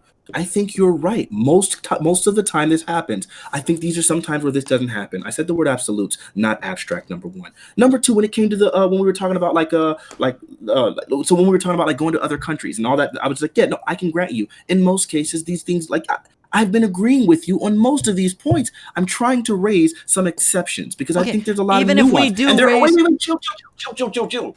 I'm giving you that there are, like, you're right, okay? I don't know how else I can say it. You're right. Yes, typically this is what happens. What I'm saying is that even though typically the laws the morality is what influences law, I'm saying that there can be sometimes occasions in which the law can influence public opinion. I'm saying that happens. Right? Like that I think it's absolutely absurd to me, the idea that someone can completely give you all of what you're saying and saying you're right on most cases. There are some random or few exceptions where this is not the case. And you're like, oh, you're hand-waving. I'm not hand-waving. I granted it to you. You just got to chill the hell out. I've said it multiple times. You're right. I agree. This is typically what happens. However, there are also cases in which it happens to the contrary. There are cases in which something becoming legal normalizes it in certain people's minds and their experience with it, and it stops being something that's hidden. And so as people interact with it more, it becomes a lot more normalized to where people start to change. A perfect example of this would be interracial marriage. Maybe originally people would find it as very strange. It's just a natural human condition for us to sit here and recognize things that we don't see on a regular basis. We tend to be averse to. This is just natural humanity, right? But then once it becomes legal and people start doing it more and you start encountering it more, people start becoming more soft to it. Now, was the law of the land such that people were readily going to come towards this position? Sure, I would imagine that most Supreme Court positions, right? Because prohibition is not an example where that wasn't the case. Most of the time, the Supreme Court decisions are informed by the law. Most of the time, Supreme Courts are informed by the general will of the people, and people are starting to move in a given direction. Just as you said, I agree with that. However, I would also say that the fact that the Supreme Court makes these rulings and things become more normalized do affect people in a positive way, such that they would also soften up to it who might not have otherwise so readily. I don't understand. Is that unfounded? Is this unrealistic? All I'm saying is that if we believe that legality comes downstream from morality, I think that if we're having a moral conversation, we shouldn't keep talking about the law. That's all I'm trying to say. Sure, let's not talk about the law then. I'm going to grant that to you. Like okay. I kept so saying. So then when I talk about whether or not something is murder or not, don't throw That's not a matter of the law. That's no. See, this is the problem, right? I'm completely willing to entertain the idea about of the law, right? I mean, about ignoring the law. But if we're going to do that, then we got to just not use the word murder, even though by definition it would be murder. Now that I'm granting you, listen, we're going to try our best, even though it has limited utility, to only focus on morality. I'm going to give that to you. Sure, let's do that. Then in that case, then yeah, I won't use the word murder. But originally, my point was that morality and I think morality and legality are somewhat symbiotic. I think obviously legality is informed by morality. But if we want to just go ahead and try our best to abstract this as far away from the law as possible, I'm willing to do that. And in that hypothetical, then we shouldn't use the word murder. Okay. Is that fair? Is it okay for me then, if we're talking about whether or not you can or cannot kill somebody, that I want to use the word kill instead of murder? Is that okay? Sure, I just said that. Okay. I just said that, yes. Gotcha. That's what we should do if we're going to make sure that we're abstracting it to only morality. Then let's, even though it has limited utility. You don't think there's any utility in discussing? No, I said limited. Limited. Like, well, yes, there's plenty of but like, don't you think it's important for you and like you understand that if we were to have a debate on law, this would look way different, right? Like I would be arguing like, well, this is the law in this state. It's a stand your ground thing. Like how would I feel like a jury would play here? Would I get convicted of this? That's a way different conversation than you asking me, do you think you're right to do something, right? Sure. I guess, well, this is why it gets really murky, but this is why like it's good to like identify the constraints, right? It's not murky. I'm being crystal clear. If you ask me... maybe you misunderstood my response. Let me say it one more time, right? Like this is like a form of like constraint propagation, right? Like given this, then like what, now let's have a conversation, right? So yes, if we're going to go with this specific constraint, then now it makes more sense to do this. Originally, we hadn't identified this specific constraint, which is why we went down that whole thing. I'm not like, dude, I'm not accusing you of forcing us down a rabbit hole, right? Like I get it. Bro, I'm going right down there with you. I'm having the conversation right alongside you. So it's not, this isn't like a gotcha or an accusation. Like I'm saying, like we were having a conversation about like how these two are symbiotic in some ways or forms, right? But ultimately, I'll give you that. Like, let's just go down this specific constraint. We're only talking about morality and trying our best, if possible, to avoid legality. I'm going to give you that. Let's have the conversation. I just feel like it almost feels, oh God, I get it. You're a big streamer, so there's a lot of people constantly coming at you. People always try to get you, so on and so forth. I'm not trying to do that here. I really am trying to have a genuine, good faith conversation. Like that's my goal here. Like I'm not gonna sit here. Oh, he messed up on this word here. Like that. I don't want to do that. I don't want to have like. That's why I'm saying like, this argument's getting kind of semantic, and I get it. It was important to you because yeah, whatever. I'm sorry. We're good. Let's try to move forward amicably. Is that possible?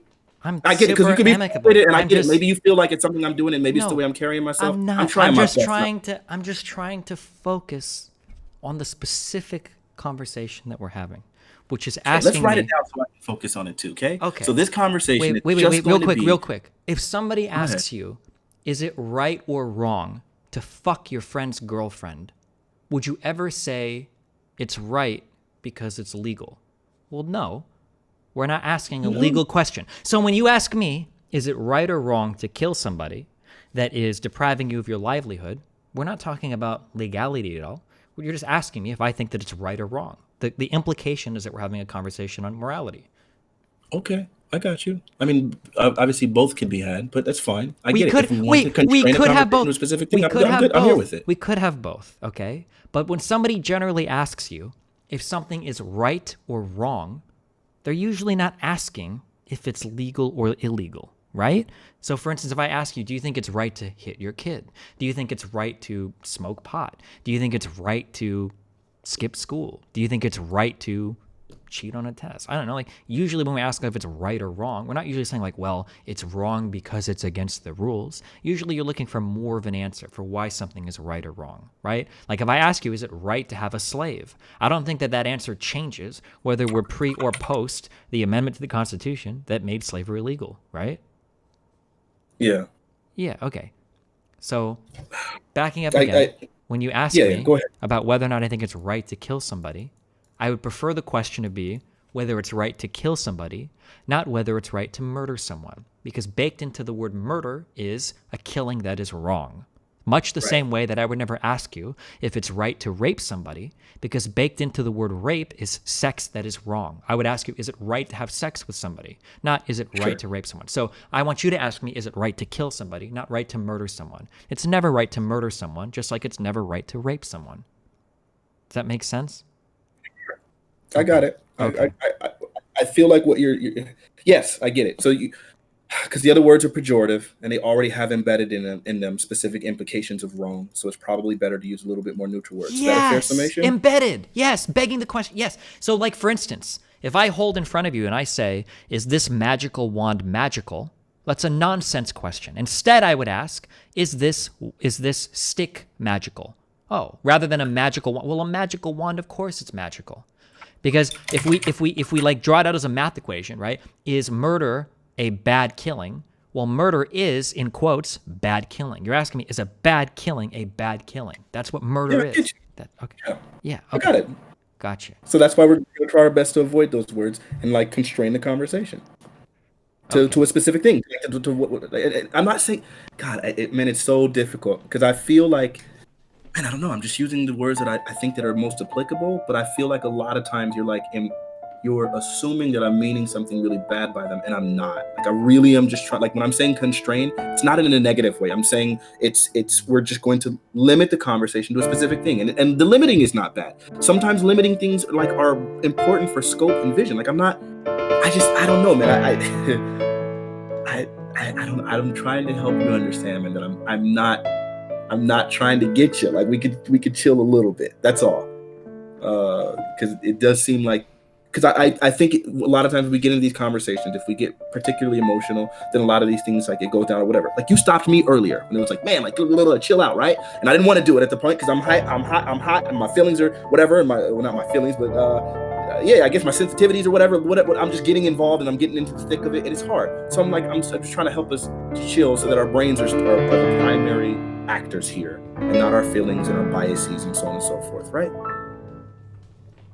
I agree. I don't think you're trying to be bad faith. I'm just keeping the framing of the conversation such that it keeps us arguing about the important things, not focused on the words that we're using. That's why I'd rather use the word kill than murder. I'm not accusing you of being bad faith. I'm just trying to make sure that we're using the right words so that we're like talking about the same thing, right? Got you. Okay. I totally agree. Okay. That's So given backing constraint, absolute better word. Yeah. all the way up then. You asked me, reframed now, is it okay to kill a person that's threatening your livelihood? I would say yes. So I'm curious now. Can you tell me why that perspective is wrong? For sure. I would think that life in general is always going to have a lot more value than property and livelihood, even though those two like they do have an effect on one another, right? Just as morality has an effect on law, I Mm-hmm. would say that livelihood. I'm sorry. Like morality is morality is the base, right? And law typically comes from whatever. Like your life is the necessary component here. Like livelihood, your life is a required component for livelihood, right? Okay. So What if the DDoS kid was DDoSing two people? Do you think that both of those people, instead of taking violent action against that kid, should both be forced to find different jobs? No, I would think that they should probably, I would think they would need to exhaust every option they have, and Sure. after a Well, while, we've when they already can't. exhausted options from one. So let's say two people exhaust every option. Do you think that those people should be forced to abandon their work and hopefully find other work? No, not necessarily. I'm trying to think what would be an appropriate response in that scenario. Eventually, I think I would probably start trying to like do some sort of some direct harm to the individual, Wait, so causing why it. is I it would that two or three people can, but one person couldn't? even the one person. Like I totally like Okay, even wait. in your case. So then you agree then that one person can begin escalating harms against the person Yes, that's attacking their job? Yes? absolutely. Yes. Okay. So then let's say that you show up Wait, at the. hold on. Let's bring it home really, really quickly. Help me understand how that's very distinct Uh-huh. from people who want to do things and like escalate violence when it comes to their protesting or something when they are enacted on violently by police officers while peaceful protesting. Because And if it you want, seems like because the parallel would be enacting violence against the people that are being violent towards you. In the but case of the the okay, DDoS but kid, the you wouldn't be attacking his neighbors or friendly businesses. You would be attacking the DDoS kid. In the case of the sure. police officers and the protesters, you'd be attacking them. Yeah, Let me stop you. go for it. So if the kid happens to be insulated because he's a child and so he Mm-hmm. lives with his parents, he Mm-hmm. doesn't have any actual property of his own. Mm-hmm. He's still a minor. Mm-hmm. So does that invalidate your ability towards dealing with his parents or like doing something to his house No, or doing maybe you something? would maybe you would attack the parents instead or their house. Sure, Okay. So do you think it's reasonable in cases, for example, all right, here's a perfect example of it. go for it. Like the day that George Floyd died, in Minneapolis, people gathered together to peacefully protest and they started marching towards the police station. Mm-hmm. While peacefully protesting, which is their constitutional right, Okay. police began tear gassing and injuring them and fire and shooting them with rubber bullets. Okay. After they got shot by rubber bullets and tear gassed and beaten with batons, people began running to the nearby Target to try to get milk for their eyes because that seems to be pretty effective against tear gas. The Target said, "We will not sell any milk to you." Target had a back the blue. They had a relationship. I used to have a picture of it where they had a ongoing relationship where they were doing fundraisers for the police, and the police in return were like a lot more closely related with their loss prevention and so on and so forth. So in that case, would you say that violence against that target is justified? For the purposes of stealing milk, maybe. But when we start to get into really vague things of. Oh no, yeah, that's a little bit.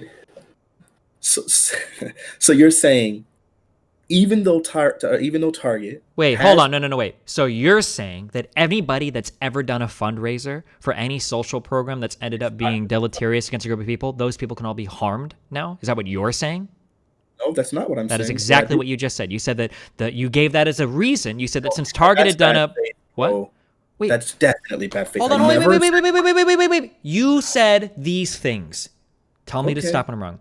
You said that Target didn't sell them milk, correct? Mm-hmm. And you said that Target did fundraisers for the police, correct? Mm-hmm. And then you said, as a result of these two things, the protesters should be justified in attacking the Target. No. So listen, I did not say that because they did fundraisers for the police, they should be justified. I only mentioned the fact that Target did fundraisers for the police to indicate that the Target had a long-standing relationship with the police.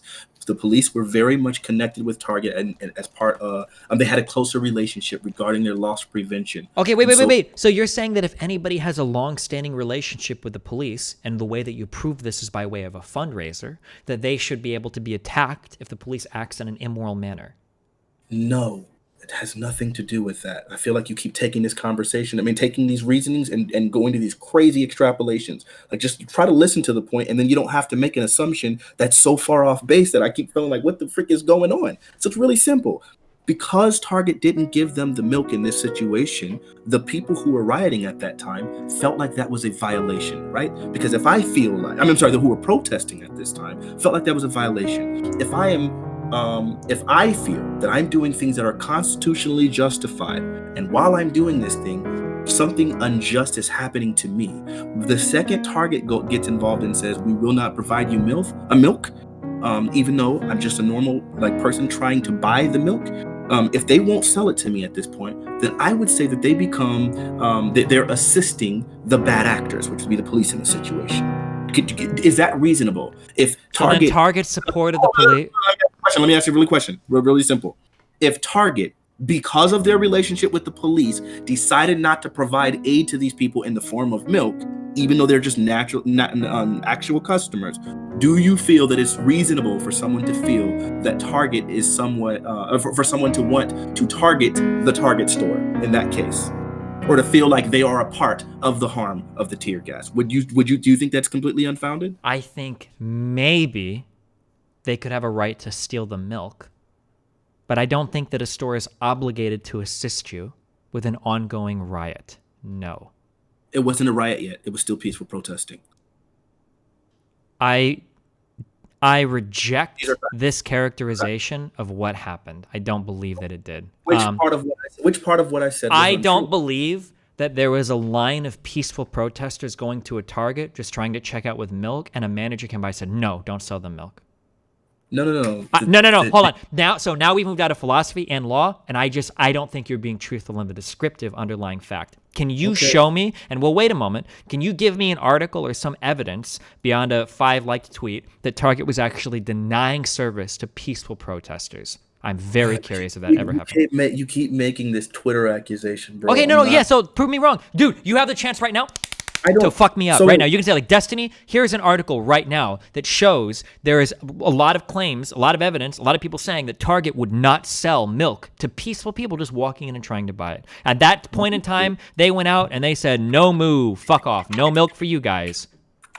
I don't know where it is. I can look for it. Let me see. Target looting. It actually began with Minneapolis scene ongoing. People are mad and riots. Last night, took the. Hold on. The station. Let me just. So here's something that I'm finding on PolitiFact. A Facebook user. Let me read this real quick. Hold on. Okay.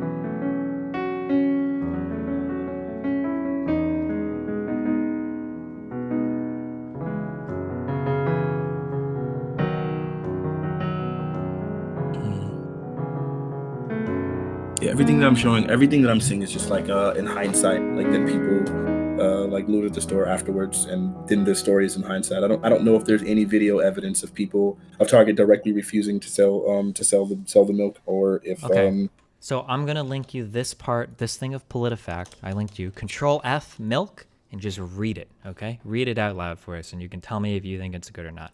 And you'll see that word Facebook, replace it with Twitter, and you'll see why I say the things I do. Okay. A Facebook user claimed that a Target store in Minneapolis was looted for supporting police by refusing to sell milk to tear gas protesters. People have been hit by tear gas, blah, blah, blah. Okay. So then they say I was just informed that the reason they looted the Target in Minneapolis is because it was supporting the Minneapolis Police Department and refusing to sell milk to tear gas protesters, began the post, which ended with BLM, the hashtag for Black Lives Matter. We have not found evidence to support this. Looting started at the Target store on Lake Street May 27 before spreading to the other areas in the city. The Star Tribune reported with looters seen leaving with items such as large TVs, clothing, and groceries. Police used tear gas after protesters threw items at them, CNN reported. I don't know what CNN's basing the report on. As we prepared this fact check on May 29th, details of the looting at the Target across from the police station remained sketchy. However, we found no evidence that the looting was prompted by employees in the store refusing to serve protesters. Target's corporate office did not respond to our request for information. It had issued a statement on May 28th saying, "We are heartbroken by the death of George Floyd and the pain it is causing our community. and said that it has closed 6 stores in Minneapolis and St. Paul. It was later reported the Target had closed 24 stores, yada, yada, yada, yada, yada. So it just sounds like they're saying that they haven't found any evidence to support that. But I don't know what kind of evidence you would expect there. That's just any kind of news report, any kind of first-hand report, any kind of account besides a random Facebook post. There were plenty of first-hand people that were making these claims all over social media. Like that was a big claim. Like people were saying that on Twitter, on Facebook, on Instagram. I would just like to bring the attention to the fact that earlier in this conversation, you repeatedly gotten upset at me for saying random Twitter posts, but now the evidence you cite for me for looting and destroying a Target is random Twitter posts. No, it's not. First off, it was on Facebook. That was the primary thing. And again, listen, Facebook is comparable to a random Twitter post. Okay, sure. I get you. There's not a big distinction there. It's social media. I get you. That's why you were talking about it. But at the end of the day, a lot of these things, a lot of the information is going to come from social media. And these places, right? And you know what reliable information we're getting? You know, we'd probably would have seen. We probably would have seen like a single video, somebody with a cell phone recording a Target manager saying no milk. We didn't get a single one of those. No, but there were protesters out there, and they were I'm sorry. While the people were going into the Target, there were people that made the statement, Target refused to sell us milk, so then now Target's got to pay too, blah, blah, blah, blah, blah, blah. That was on one of the videos. After the Facebook thing came out, though. Is there any evidence? No, this was a live video from the Target thing while people were going in and raiding the Target. While people were going in and looting the Target, and you could see people going in and out and running in and out with stuff. One of the dudes said that on camera. You don't think that milk would have been trending on Twitter, or you don't think that there would have been a ton of videos about people doing, rather than just saying oh, I think I heard about or saw. There were so many conversations about that. It was a very viral post. There were so many posts about it. You look on Reddit now, there's a big argument about people, some saying otherwise. The fact that that PolitiFact needed to actually address this, I don't think PolitiFact addressed this because there was a single post from a single user on a single social media outlet. The name of the post is literally fact checking. Wait, so you're saying that? So your argument is that if something shows up on a fact check for PolitiFact, it's more likely to be true? No. I'm saying that it. Hold on, wait. Let me. No. Wait. I have to. You don't understand something. Let me clarify.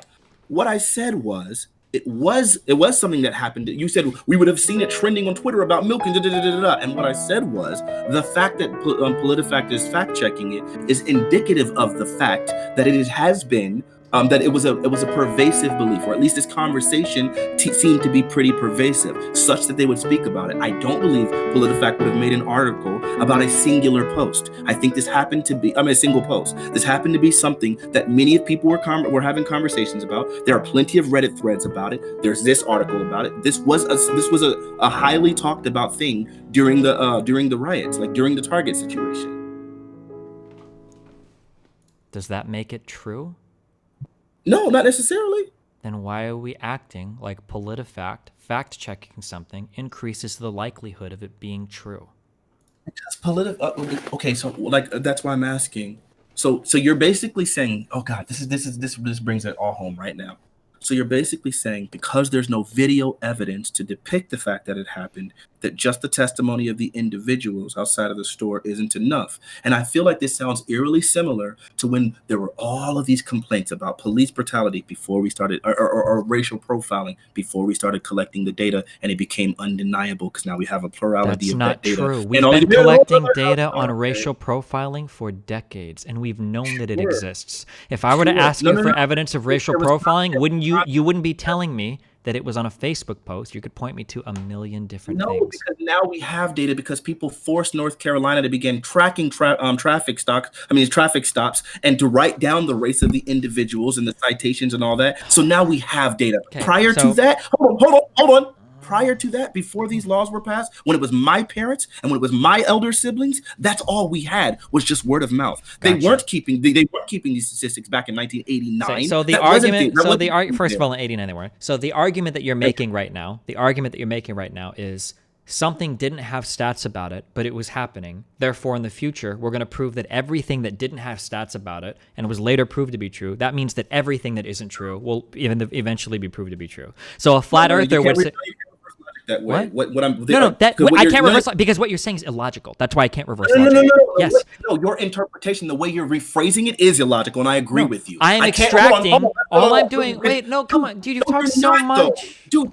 You're being so dishonest here. You're absolutely being uncharitable and dishonest. You're rephrasing this thing in a positive way, and the logic doesn't hold up, right? So I can't make the argument that because things in the past that we didn't have evidence for were true, then right now anything that we don't have evidence for is therefore true. That's not the logic. The logic is you can't say that something didn't happen, but just similarly to the way you could. I'm sorry. So the logic is if there wasn't evidence for something. A lack of evidence of something is not evidence. What's the phrase? They use it all the time. Absence of evidence is an evidence of absence. That's correct, right? But you can't use that same. So I'm using that logic to basically say there was absence of evidence when it came to the amount of brutalization, when it came to the amount of stereotyping, and so on and so forth. Similarly, right now, because we have an absence of evidence because people weren't filming it, does not logically mean that it's not mean that it's not true. I've already granted I can't say for sure it's true. I can't say with positive. I can't be positive. All I have is the testimony of the individuals who happened to be there at the time, and obviously the circulating stories on Facebook and social media that were claiming this. That's all I have. But because I don't have video evidence does not mean that it's false. That's the argument I'm making. You can't then say, oh, so you're saying just because we couldn't disprove things before that proves this. That's not logically consistent. That's not the argument I made, and you can't reverse logic that way. If you want to sit here and argue to me that we can't know whether or not something did happen, I can agree with that. But the problem is that you brought this up as justification for violence against another group. So you're bringing to me up something that can't be verified, and you admit yourself is unverifiable as evidence for why we ought to have supported violent action against another building. So you've moved originally from saying they took violent action because this thing happened, but now you're saying, well, maybe that thing did or didn't happen. Well, in that case, that seems like not a good argument to build a case for violent action against another group. So the thing was what happened earlier, and I'll go ahead and re-ask it again because I didn't say for sure this happened. The argument was from the very beginning, if Target did this, would that justify it? It was a question. Sure, and I answered that. I said sure, and I answered it. I said that if Target started not selling milk to people, maybe what I argued was maybe that could justify stealing milk from Target. Maybe. So now this becomes like an entity. This becomes a problem of quantity, right? Because now it's no. It becomes a problem of proportional response. Let's say that I go to a store and I'm literally wait. Jesus Christ, bro! Like, just let me finish the damn sentence. I get it. It's a problem of degree. I said quantity, and then I said wait. And then you immediately cut me off. Chill. Holy smokes. So it's a problem of degree. Yes. So now it's, do you feel that their response was appropriate? Do you feel like it was extreme, right? But then who are you to quantify that? Who are you to qualify that? I'm sorry. Who are you to qualify what the degree should specifically be?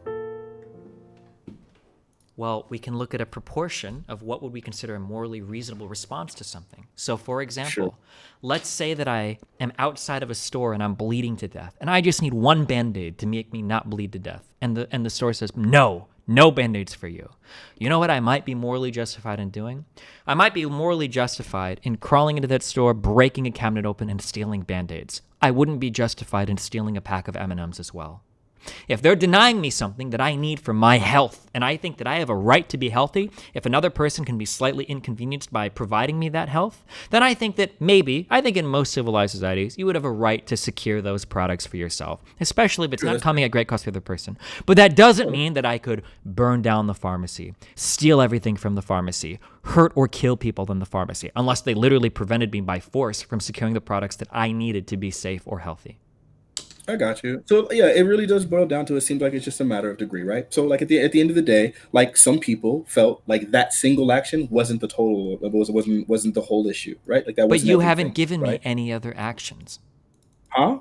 You only said that they didn't sell them milk. You didn't tell me that Target was sending out armed bodyguards to support the police. I also told you that Target also had a close relationship when it came to their loss prevention. And you provided the evidence of that close relationship by saying that they had a fundraiser for the police. So then my question.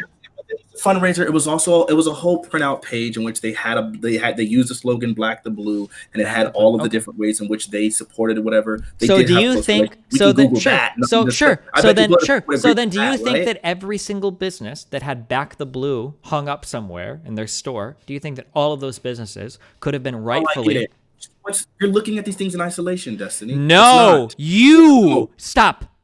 You are looking at things in isolation because your thought process is incoherent and inconsistent. And the problem is that any time I try to extract a general argument out of a justification you're giving me, you immediately get upset about it because you're experiencing an extreme amount of cognitive dissonance because you understand that what you're saying is irrational. And that is why you keep fighting against me and using nonsense words by saying that I'm being inconsistent or saying that I'm like being vague or general. I'm being very specific. You are giving me a rule for why you think you ought to enact a violent action against a business, and I'm asking you if that rule applies consistently, and you're getting angry at me for suggesting you be consistent. If you want to be inconsistent, that's fine, but that is an entirely different argument. You told me that there were reasons why we could be violent against Target. One was that they didn't sell you milk, which we haven't proven, and two was that they had a close relationship by the cops. You further expanded on the close relationship by the cops by saying that they did a fundraiser for them and that they had a Back the Blue slogan hung up somewhere. So I'm merely asking you then, is every single business that has that slogan hung up somewhere and does a fundraiser for the cop equal and able to be attacked by citizens? And you're getting upset because I'm applying your argument consistently across all of society. Stop saying that I'm getting lost in the woods. Stop saying that I'm being needlessly vague or generalized or whatever. I'm being very incredibly specific and very incredibly patient with exactly the words that I'm saying and exactly the rules that I'm applying. Okay, so what I just said right now, and I feel like you missed it, maybe, I feel like it almost implied, right? Is I said, you're looking at these situations in isolation. The reason why I said that was because I mentioned two things that it seemed like to me that those two things were in conjunction with one another. So for instance, if I say they had a close relationship with Target's loss prevention, there's plenty of implications from that. They also refused to sell them milk. For you to then extract simply just if someone has a close relationship with a loss prevention of a police station, does that mean that they should be looted and burned? No, you can't look at that in isolation. It's a combination, right? What are the combination of factors? No, wait, hold on. Don't care about anything else. I don't care. I'm just going to ask this over and over again until you listen. Okay, what are the combination of factors that need to be met in order for you to be violent against a business? I would say that people would need to feel violated by businesses in order for them to start wanting to react violently. And in this case, the violations might be them feeling violated for Target refusing to sell them milk, right? So if that's one, or also if they feel like maybe the loss prevention from Target might have been unjustly the way they implemented their loss prevention would have been unjust, right? And I think that's a pretty popular and common sentiment amongst Black people. You feel like you're always being trailed around. So you're saying that if people feel violated because the store doesn't sell you milk, considering they were just violated by police, like this is what I'm talking about. Like you can't just extract it that simply. Like look, it's not just I feel violated because people wouldn't sell me milk, because someone could refuse you service, and then that would be a different kind of violation. It's if I feel violated because you won't sell me milk while I'm being physically harmed, me and my children, for exercising our constitutional right. At that point, that is a little bit different than just a violation of refusal of service. You understand? That's why I'm saying you can't look at it in isolation. You can't just then say, oh, so anybody that refuses service, you can burn them down? Hell no. But if I'm exercising my constitutional right, and in that mode, somebody decides to refuse me something that I need, and that's causing me harm, that's a bit different. You can't look at these things isolated. That's why I'm saying that. These things don't work by themselves. So just the violation isn't enough. Just the constitutional thing isn't enough. Just the relationship and probably unfair enactment of their loss prevention, that's not enough. It's all of it together. That's why I'm saying isolation. It's not a gotcha. It's not me trying to say, oh, you're being dishonest. I'm trying to help you understand these things all work together. You can't process that? You can't see that these things can have a compound effect? Is this really that hard to understand? So I'm going to be condescending, and then I'm going to ask you another question. My condescending remark, the reason why you're vaguely appealing to these conditions is because you're unable to define them and you know it. That's my condescending remark. Now, my legitimate question to save you from that condescending remark is I'm going to ask you one more time. What are the conditions that must be met for you to enact violence against a business? And you can't hide behind weasel words like a combination of things. You need to tell me what those are. No, you didn't do that. If you asked me specifically, give me the principle required that I would answer that. You have not. What you've done is literally...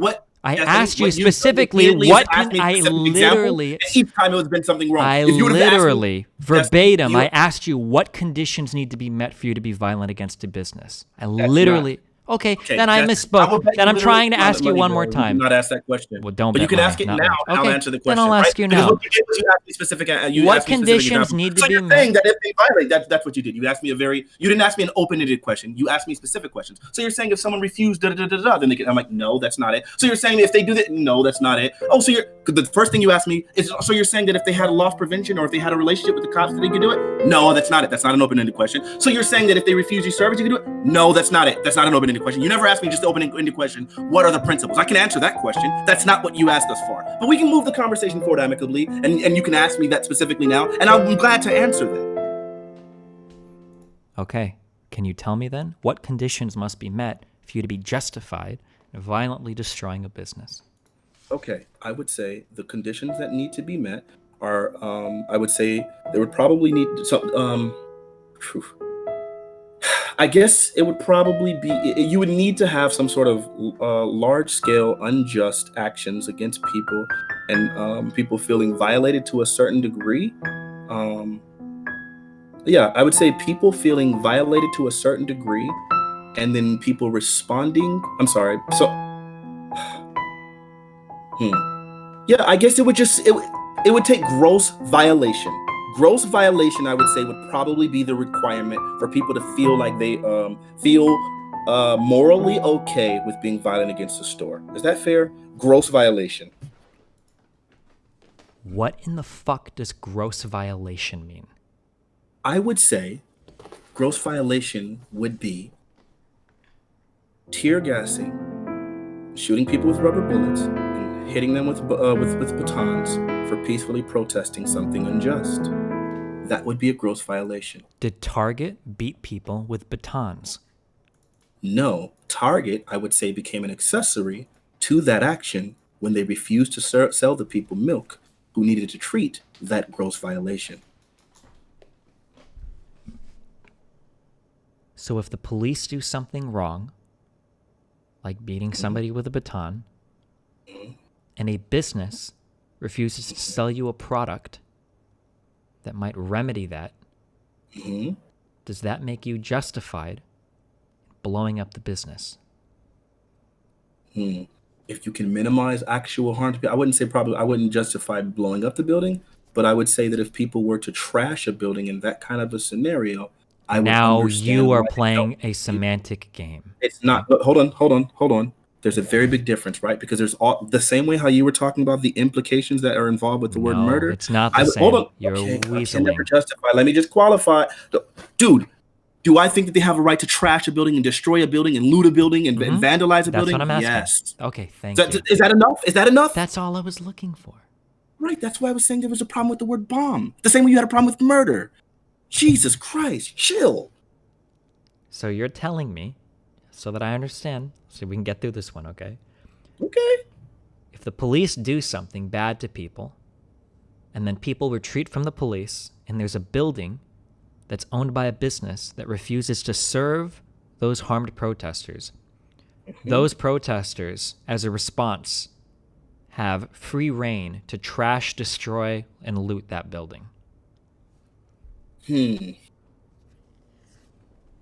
I guess so. It depends on the circumstances, but sure, I would say if police did something that was grossly violent or grossly a gross violation of of people's rights, and a business became an accessory to that by refusing service or by whatever action, right?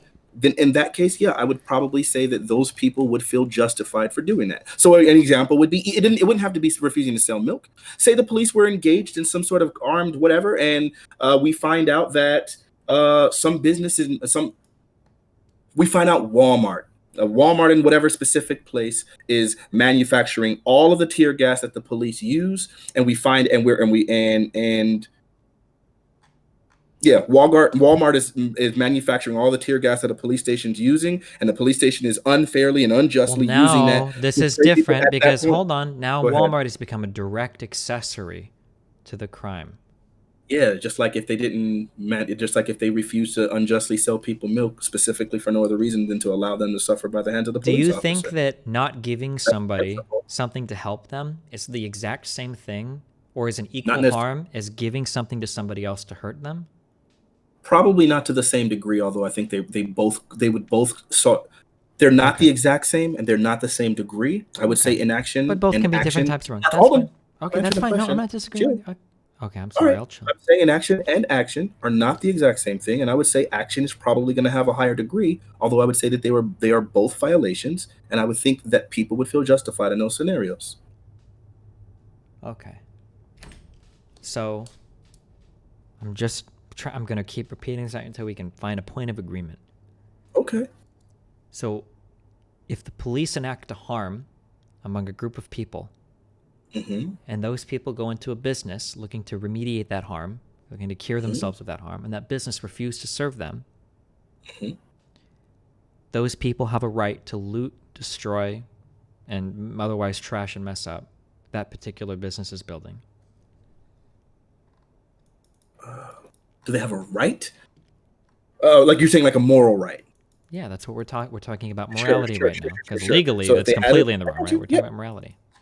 I got you. I'm just making sure because after like when I hear certain words, they trigger me towards specific ideas and specific I whatever. hope it And I got to triggers you to remember morality this. because that's what this entire conversation has been about. No, I get you, bro. Just working through it mentally. You got to recognize like that's like I said, the word triggers me towards a specific perspective. But I realize that there's a freaking constraint propagation, so I'm trying to put myself back in line with it before I go off on the like legally, like what constitutional right? Like wait, no. We're just talking about moral rights. That's why I asked the I've question. That's why never I'm ever brought up legality. I'm only asking you moral I know, questions. bro. Jesus. Listen, let me just say it one more time. It was me working through it mentally. I just had to recheck myself within the constraint. That's it. I got you.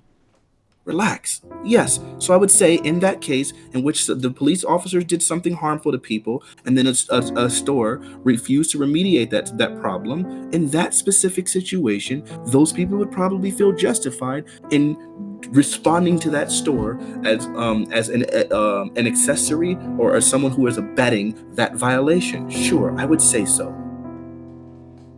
Yeah, that would make sense to me. I would understand that for sure. Okay.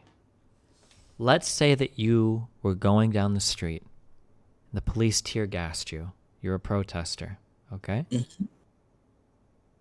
Let's say that your eyes were burning. You come up to a house and you knock on the door and you say, "Hey, let me in, give me milk." Let's say that the people inside that house were maybe afraid and they were saying, "Hey, I don't really feel safe letting you into my house to get milk." Do you think that the protesters would be justified in attacking that house, looting it, destroying it, taking everything inside of it? Nope. Why not?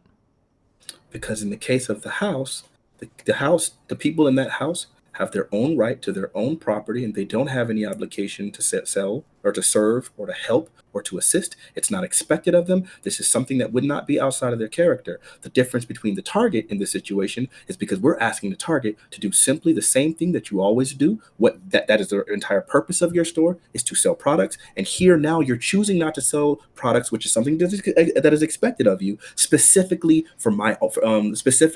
to ensure that my harm remains. So in that place, I would see that as a violation. Now, if I happen to go to, I don't know, a random neighbor's house who typically who serves as like the neighborhood clinic or whatever, and in that case, the neighborhood clinic decided they weren't going to assist me because they tended to side with the person who did some gross violation of me. In that case, I would take that as a personal affront from that neighborhood clinic, right? That would be the difference. It has to do with expectation and responsible.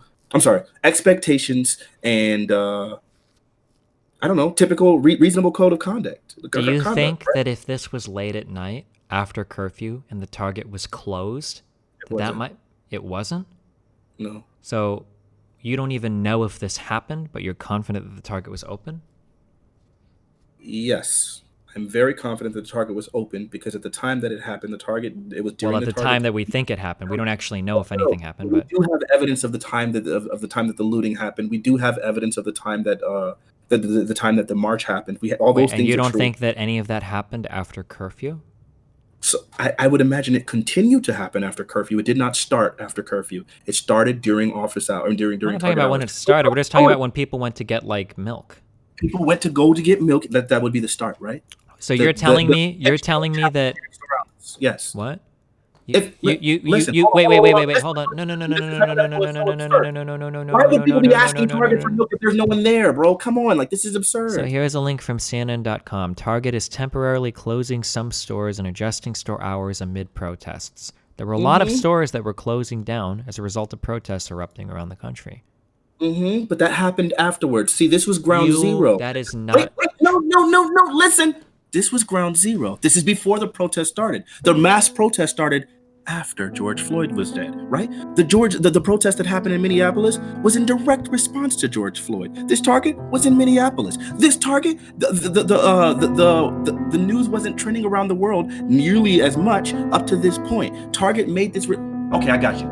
Look at the date. Read to me the date of when that post was made.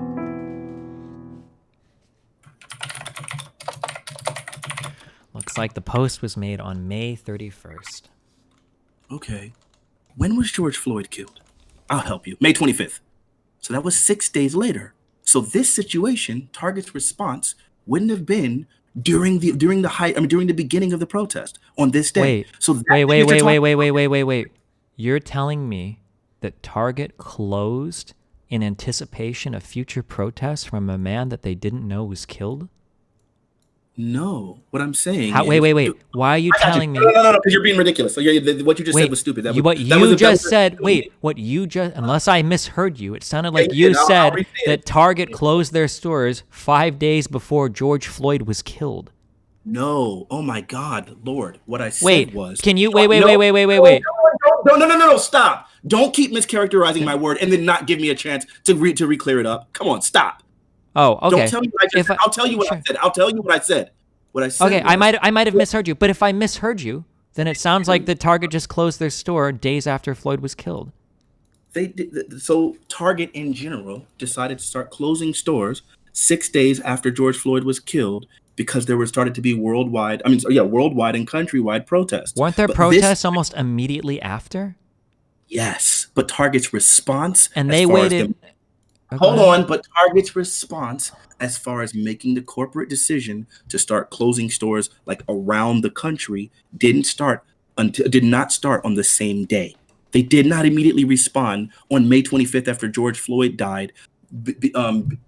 Dude, the thing that you're suggesting right now is Target perceived that because George Floyd was killed, people were going to loot them, so they preemptively implemented some plan to start closing stores, and then so then the people that would have looted the very first Target were doing so after closed store hours. Do you understand how ridiculous that is? If you scroll down, you can see a picture that shows a Target being closed on May 27th. And you can see a window. 2 days after the event we're talking about. Find me evidence that Target decided on May 25th to go ahead and close their stores early. Because if you didn't, then this happened during store hours. Wait. First of all, you're telling me to find you evidence proving exactly when a store closed so that we can talk about whether something did or didn't happen that you don't even know if it happened? What do you mean? Right now, I've granted you so much. If I wanted to be if I truly was winning this to debate or debating this to win, I would ask you for proof that this milk thing happened. There's none. Most likely it didn't happen. All evidence points to the fact that this is totally fabricated. I'm not sure if you realize that. So let's keep this hypothetical the way we have been doing, right? We were talking about just the efficaciousness, right? Like the morality, like the idea, the theoretical, right? And you happen to bring this into something literal, and then it just so happened that all the evidence pointed against you, right? And Wait. You have zero evidence whatsoever that this milk meme ever even happened. You have no evidence of that. So you can't tell me that I'm changing my story when the evidence points against me. I just granted you all of this because I wanted to chase down the hypothetical of when you could justify the protester response. But we are working entirely in a fantasy world. In the real world, this milk shit is totally fucking fake. And you haven't presented me a single shred of evidence to the contrary. You haven't found a single piece of evidence that said that it didn't happen. You only found people saying that they didn't find That's evidence. not how this works. What are you fine, dude? It's irrelevant, right? It's not irrelevant. It's totally relevant. Destiny, listen, you're so good at this. This is crazy as hell. Like I never trade. The idea is I've laid out a principle, which you accused me of not doing, even though you didn't ask me for it originally. But it's fine. I gave you the principle. So what is the principle? The principle was if a person of authority did something gross violation, and another person or another store or an entity became an accessory to that violation, it would be reasonable for people. But we don't have evidence that Target was an accessory to it. So right. So okay. So so right now you're saying we don't have evidence. So if I don't think they're just not selling someone a product. I'm gonna give it to you. I got you. I'll grant you it. If it didn't happen, then those people were wrong. Is that enough? Sure. So then we're in a world right now where we don't know if it happened, but if it didn't then you would admit that all of the looting against that, and we're only talking about the Target. We're not even talking about ancillary businesses that were destroyed, of which there were a fuck ton. Got you. So now we can start talking about other principles when it comes to the ancillary. What did you say? Ancillary buildings. The other businesses. Ancillary, right? Sure. A-N-S-I-L-A-R. Do you think, or ancillary? Maybe. Okay. I don't know how to pronounce it. I'm not sure. Sure. So we have zero. So if Target did in fact, so here's a question. Do you think that a private business has the right to refuse service, or do you think that they should be revoked that right? Do they have the right to refuse service? I think you have the right to review service as long as it's not discriminatory. And I would imagine, I think in general, you typically have a right to review service, but I do think that there are expectations, like in specific times. For example, if like, I don't know, you're a store that like sells primarily water, right? And like we happen to be in the middle of a drought, and then you just decide, nah, screw the people. I'm just gonna not sell you my water, and that's gonna do some great harm or something. I would say that would become pretty immoral. Yeah. Do you think that there might be an argument that Target wants to keep both its property and its customers safe by not having their store become a headquarters for protesters looking to secure supplies to protest? Ask it again one more time, I'm sorry. Do you think that it might be reasonable that Target might be worried that if they were to start supplying protesters with protest gear, that their store would become a headquarters for protesters and that it would threaten both the safety of their employees and customers? Well, I don't want to for a second grant you that milk would be protest gear, but in hypothetical, if Target decides, let's talk specifically about wait. Let's talk specifically about this. Don't move on from one single point of disagreement, okay? If you're looking to hold on. If the police are using a chemical against you to hamper your ability to protest, and you want to purchase a counteractive chemical to neutralize their chemical, it's like protest equipment. But I'll give it to you. That's fine. Okay. Sure. So in that case, milk would be acted as a gear. Sure. This is nuts. But I got you. Sure. So in this case, would I let them buy that highly defensive milk gear? And would that be at that point? Would Target feel like that's exposing their customer? I have to counter you rhetorically. Wait, no. I can't let you laugh. Wait. I can't let you laugh off my point like it's ridiculous. It is totally it is totally plausible that if Target starts selling stuff to protesters to help them protest, hey, we got some milk from Target. Oh, cool. Maybe we can get some goggles. Oh, cool. Maybe we can get some thicker clothing. Oh, cool. Maybe we can get some fans. People could that is incredibly realistic. Maybe Target. I'm not disagreeing. It's a funny caveat, but it doesn't matter. At the end of the day, like, dude, I'm addressing your questions as they come, right? Okay. It'd be one thing if I laughed and was like, oh, this is beneath me, I'm not going to respond. I'm responding, right? Okay. Like, it's funny to me. I think this is an absurd thing, but ultimately, I'm going to grant it to you so that the conversation can move forward, so you can continue on to whatever the final point that you're making, right? I'm still engaging you. I just think it's funny as hell. So okay, All well, right. so then my question is, do you think it's reasonable that Target could refuse service because they don't want to be seen as a potential headquarters or meeting place for protesters because it might threaten the security of their store, employees, and their customers? I could see yes, it's reasonable that someone could think that way, but I also think it's reasonable that in doing so, that people would view them as having chosen a side and would not grant them the charitability that they were doing it in the interest of protecting their customers and that they were doing it specifically despite the individuals in order to side with the police officers. I think that might be a healthy interpretation too. You don't have any proof into any given interpretation one way or the other. Okay, But wait. but I would No. imagine Okay, people wait. might You using the word proof. We're talking deductively right now, meaning I'm asking you if a condition is met, is it good or not? I'm not saying what are the chances. I'm saying if a condition is met, is the answer yes or no. We're talking deductively. We don't need proofs or probabilities. I got you. So if they're motivated, do they? So then my next question is, I'm trying to make sure I'm understanding it now from that framing, right? Because right now I just thought whatever. But from that specific framing, if Target was refusing to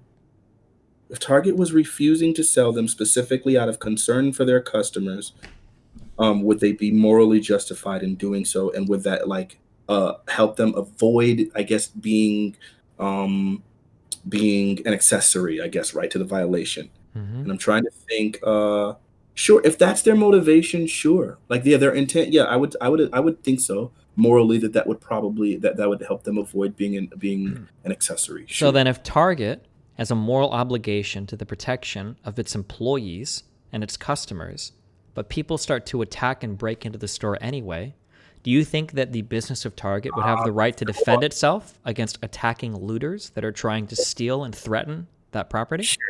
So the question, okay, I'm just going to grant you the question you asked, even though I don't for a second think this is what happened specifically, but I will grant you that, even though it's very loaded.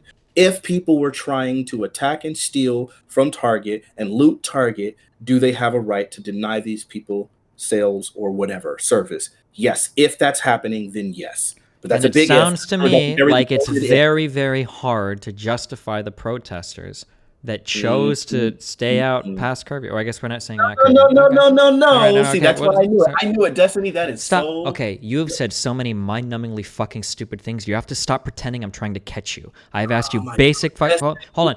Okay. Chill. You just... No, dude. On every point you made, I did it in good faith, even though I figured that's what you were doing. But now you're stopping me from responding. But okay, go ahead. Make the next point. Even though I answered every question you asked, completely entertaining your idea, going down literally every question one by one. If Target does it, yep. If Target, sure. If Target, sure. And what about that? Sure. And then you go and make this conclusion. Well, then that means that this. Whereas, hold on, when we were saying that this was only in hypothetical, right? And I already interjected the idea that I'm not granting you that was Target. Okay, then let's back off all this. The reality of the case is that there is no evidence that Target wasn't selling the milk, so the protesters were all in the wrong anyway. So what's the next point that we want to talk about then? Sure. So what we were talking about is whether or not fuck whether or not. There's no evidence that Target was refusing to sell anybody milk, so the protesters went 100% in the wrong. Listen, you have every right to entertain that idea. You want to take for granted the fact that this whole milk idea is wrong. And if you do, you're more than well within your rights to then ignore the one Facebook post. Yeah. Sure. I got you. Yeah. Okay. So now that I will grant you that. So yeah, in your belief system, if those people were wrong, then yeah, then they don't have any right, like to target specifically that Target right there. I'll give you that. Okay, cool. So now we agree the protesters were wrong there. What other part of it do you want to talk about? No, look, I know that you know that what you're doing there is very dishonest, right? Just be fair. I get it, because maybe you're frustrated because you feel like I'm like insulting you or something. But you got to admit that that's just not fair. You have to. Come on. You haven't provided me a shred of evidence for. We were talking about a hypothetical. Don't start talking about evidence, because earlier you made the idea. No. We're talking about a hypothetical, right? So don't start talking about evidence. If you're saying that we're going to talk about a hypothetical, then you can't get upset by saying I'm granting you this and this and this. Because when you say I'm granting you something, then it sounds like we're not talking about hypotheticals anymore. It sounds like we're talking about what actually happened. No. Here's why. Let me explain to you the difference here. And I don't know, maybe we're just getting tired here. But if there's a whole bunch of hypotheticals and I'm answering all the hypotheticals, and then you try to extract the point from the hypothetical and then bring it to a real world situation, then all of the things that I granted you in the hypothetical now have to be examined. So, for example, you say, hypothetically, target believe this, hypothetically, target believe this, hypothetically, target believe this, and all of these points follow logically and deductively to this conclusion. So, therefore, this conclusion means that these people in this real world situation aren't right? You can't then say, let's apply all of these hypotheticals and this theoretical idea to this real world situation, and the principle holds the same. I know you know logically that doesn't work, right? Okay, let's say that then they weren't just. Hold on. Just answer the question. Does that logically work? Yeah, sure. Okay, let's say that they were justified in looting the target. Do you think that they're justified in all the other destruction of the businesses surrounding the target? Most likely not. You would agree that the majority of the riots were probably unjustified. It's hardly believed that the majority of those small businesses, like the ones that sold cell phones, weren't providing milk to protesters. Sure. So this is where things get ugly, right? Because what ends up happening is once you unlock that thing, right, in order for people to get to a stage where they begin rioting, right, I feel like it takes an undoing of all sorts of civil decency, right? Like that's what happens. Like in order for someone to get to that point, typically they're no longer thinking as rationally or as decently as they normally would. And I think once you've unlocked that, once you've opened up that bottle, the idea that now we're going to constrain this thing and make it something very, very specific, like, oh, no, like only directed at specifically the people that you feel morally justified and who are hurting you. I think in most cases this is not realistic, right? Because you're basically so then going back to our initial example, do you think it's realistic to expect a man that's incredibly stressed out and irritated by work to not beat the shit out of his wife and kids? Do I expect? I don't see those two as related. Why do you think it's okay for a group of people that are frustrated while protesting to set a city on fire? For the same reasons that you feel like it's okay to kill a person for DDoSing your business, if they feel that they've exhausted literally every option that they had, and you feel like that they're at a point where they feel helpless. Have I ever said? You've already misrepresented my argument. You've already misrepresented my argument. No, you can't finish because you totally misrepresented the first part. I never said that you could kill everybody in the DDoS kids' neighborhood. That's the argument you're making. You're saying that I think I'm justified in killing all of his neighbors. You're the one arguing that. I'm saying no. I'm saying that I'm saying the violent action needs to be centered around the person causing the violence against you. You're saying, well, everybody's so emotional. Maybe they just want to kill the whole neighborhood. That's what you're saying. Okay. So Destiny, listen, I definitely agree with you that the violence should be directed. I also think that it's unreasonable to assume that it will be, given the fact that typically that sort of violence is going to be very irrational. It's going to be an undoing of all the civil decency and all the cultural. If something is unreasonable, I'm not asking you if it's reasonable or not. I don't care if it's reasonable. I'm asking if it's right or wrong. Do you think that if something is if it's unreasonable to assume people won't act a certain way, that becomes morally justified?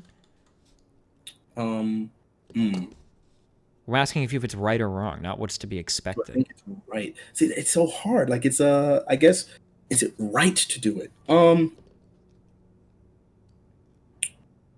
It's very, I don't know. I guess, man. See, but this is really hard, right? Because in the same way that I would say that it's wrong to kill that person for DDoSing you, yeah, I would say it's wrong to do the buildings, right? No, that is disanalogous. In my example, you'd be talking about killing everyone in the neighborhood that lives next to the DDoS kid. I've never argued for that.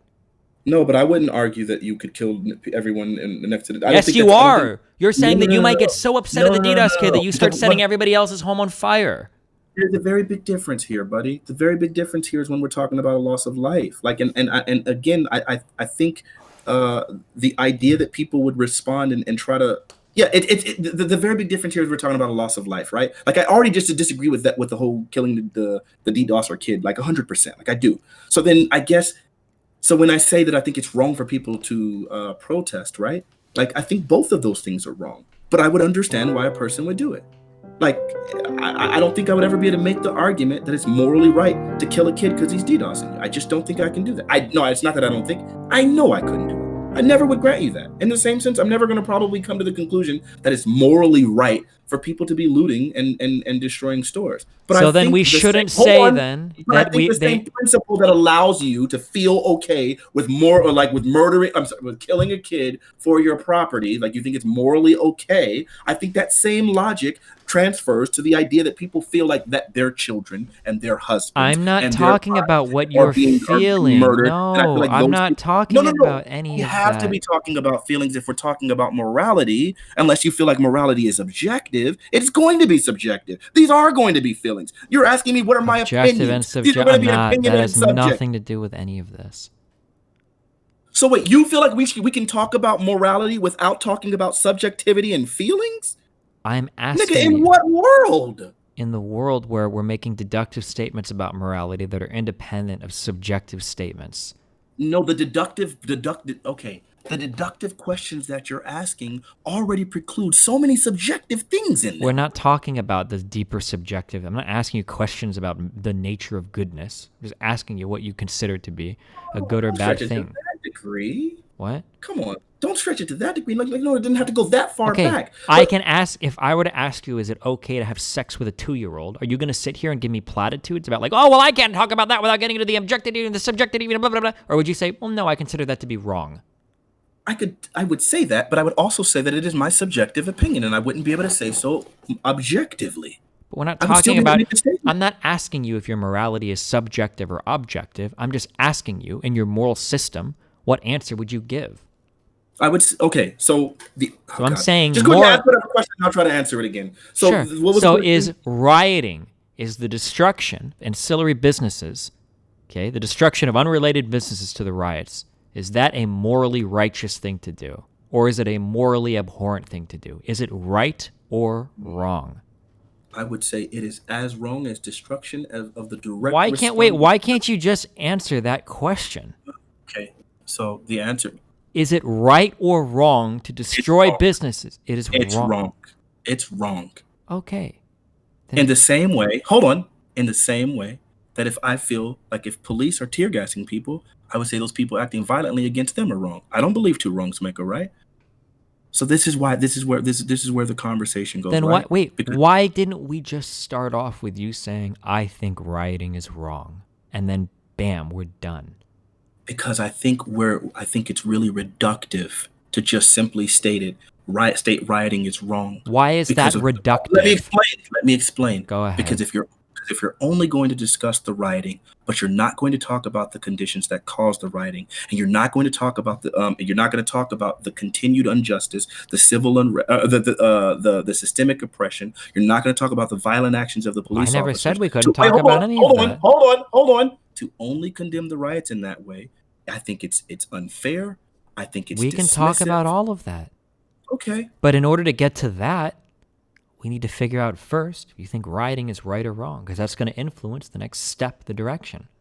Sure, it's wrong. But I thought I said that pretty early in the conversation that I'm always going to say that these things are wrong, but I do believe that these things become understandable. And I was just trying to help you understand. I mean, I was trying to create a parallel. Do you think that I'm too much of a fucking idiot to understand that conditions can be created such that lead to protests getting violent? Do you think that I don't know that?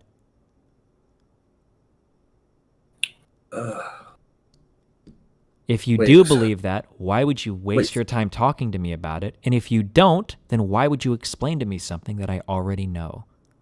Because it sounds like from the questions that you're asking me, it's as if you're trying to ask me these questions in isolation. Because do you understand? Do you understand? Yes. Do you understand that I have to ask you questions in isolation because I don't know what the fuck you think is right or wrong, and that to have a very specific conversation about a specific circumstance or event, I first need to get a grasp on what your underlying moral principles are, so that I even know where to begin in that conversation? Destiny, I'm on the other side of this so frequently, and I totally understand why you would need to ask me specific questions. I don't think you've ever been on the other side of this. Oh, God. Okay, so I totally understand why you would need to ask me specific questions in isolations. The difference between you and I, and the part where it gets dishonest, is when you ask me these questions in isolation and then try to make extrapolations, coming to conclusions as if the question or the principle that the principle derived from the question in isolation applies to the situation as a whole. That's the difference. If whatever principle I derive from your specific example, hypothetical, doesn't apply to another one, then the onus is on you to tell me what conditions make those two things different or what other principles apply. So, for instance, if you ask me, do you think killing is wrong? And I say, yeah, killing is wrong. And then you go, oh, yeah? Well, what if somebody threatens your life? Then is killing wrong? Then what I would have to say is, okay, well, hold on. My initial statement was incorrect. I think that killing somebody without provocation is wrong. And then we would be able to move from there. If somebody were to ask me a question and they were to say, hey, do you think the U.S. war in Iraq was right or wrong? That's a pretty specific thing. That's a really loaded question. Well, first I'd have to say, do you think it's okay for a country to intervene in another country's affairs? Because if you say no, well, fuck, how the fuck can you think the war in Iraq is okay? Or if you say yes, then I would go, oh, well, what about in this case? What about, because I need to figure out what conditions have to be met for you to think that intervening in another country's foreign affairs have been met. And then if you give me conditions, and then it seems like they match for the Iraqi war, but then I say, well, what about intervening in places like Rwanda or Darfur? And then you say, well, I don't think we should there, but it seems like all the conditions are met, then I need to figure out if there are other principles that you have that I just haven't discovered yet, or if you're being inconsistent, in which case I will attack your argument on its inconsistencies, because I think you're being ideologically biased instead of logically consistent in your moral principles. Okay. So listen, there would be a very big difference in the conversation if you were to say, hey, do you think killing is wrong? And I said, yes, I think killing is wrong. And then you said, okay, so you're saying killing someone even in self-defense would automatically be wrong. And say, wait, no. Like now you're adding in specific nuance, which changes the principle, right? So it would be one thing if you were asking the question, but it seems to me from the tone and the way you're asking the questions, you're not asking the questions honestly. No, you're not saying I am. The reason why you ask more questions is to clearly spell out the person's position. You're not asking questions. You're making statements. No, you're not asking questions. You're making declarative statements that have the implication of the original question in them. What I'm doing is I'm asking you a question. What I'm doing is I'm asking you a question to try to derive a principle. Then I'm making a statement saying if you believe this principle, then you must believe this thing. And if you disagree, then you need to either clarify the principle or explain why that thing is not the same. Much the same that if you were to ask me, do you think killing is right or wrong? And I go, killing is always wrong. And then you ask me another question, testing it. Oh, well, I was incorrect when I said killing is wrong. I don't actually believe that. I need to clarify. So it's perfectly fair for you to make a statement based on my explanation to force me to either modify my statement or accept the inconsistency and then go back and deal with that on my own.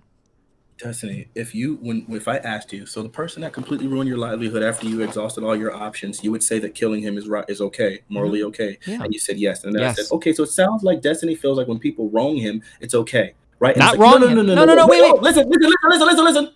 And I'm like, no. And then you're like, no. It's not just if they wrong me. These were very specific things. There were these nuances that were involved. Then you would fill up. You would feel defensive, right? Because I wouldn't feel defensive. I wouldn't feel defensive. Okay. Stop. You've talked for 90% of this conversation. Okay. I got you. I don't agree with that for sure, but it's fine. It's fine. Go ahead. So what I would say is, I feel if somebody is making a specific targeted attack at you that threatens your livelihood and you've exhausted all of your nonviolent options to make them stop, then at that point, you seem to be morally justified in exploring violent options.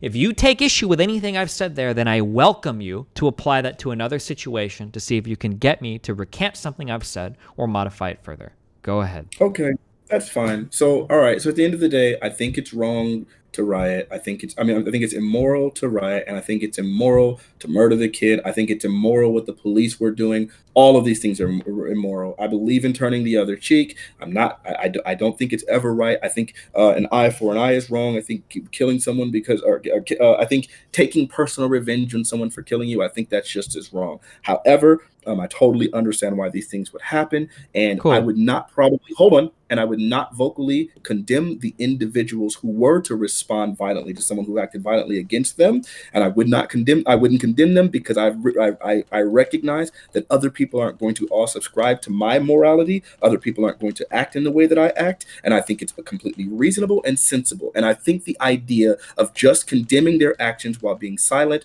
or complacent with the situations that led to their actions, I think it's dismissive. Okay, then I have 3 questions for you. Is it Sure. sensible to be immoral? Is it reasonable to be immoral? And if you understand somebody is acting in an immoral manner, do you think it's immoral to speak out against it? Because you implied that you have all 3 of those principles in that last statement. All right. Is it sensible to be immoral? I Because you think said there. that the people were acting in a sensible manner, even though you also Sure. agreed that they were acting in an immoral manner. Sure. So is it reasonable to be immoral? Sure. Like an example of that, somebody raped my child. I think it's very reasonable that I would become immoral and want to do violent things to that person. So yeah, I would say that would be reasonable. Is it sensible? Maybe I don't know the exact definition of the word, but it sounds to me like I would agree with the idea that yes, it would be sensible for people to be immoral in specific situations, given like certain conditions. Yes, I could see why it would be sensible for people to want to be immoral. Just like I would think it would be sensible. No, I think killing someone over DDoSing is a whole nother level. But yeah, I think it's sensible to be immoral in specific situations and reasonable to be immoral in specific situations. Yeah, I would say so. If you understand why somebody is acting immorally, you Hmm. think that means that you shouldn't speak out against it? Mm.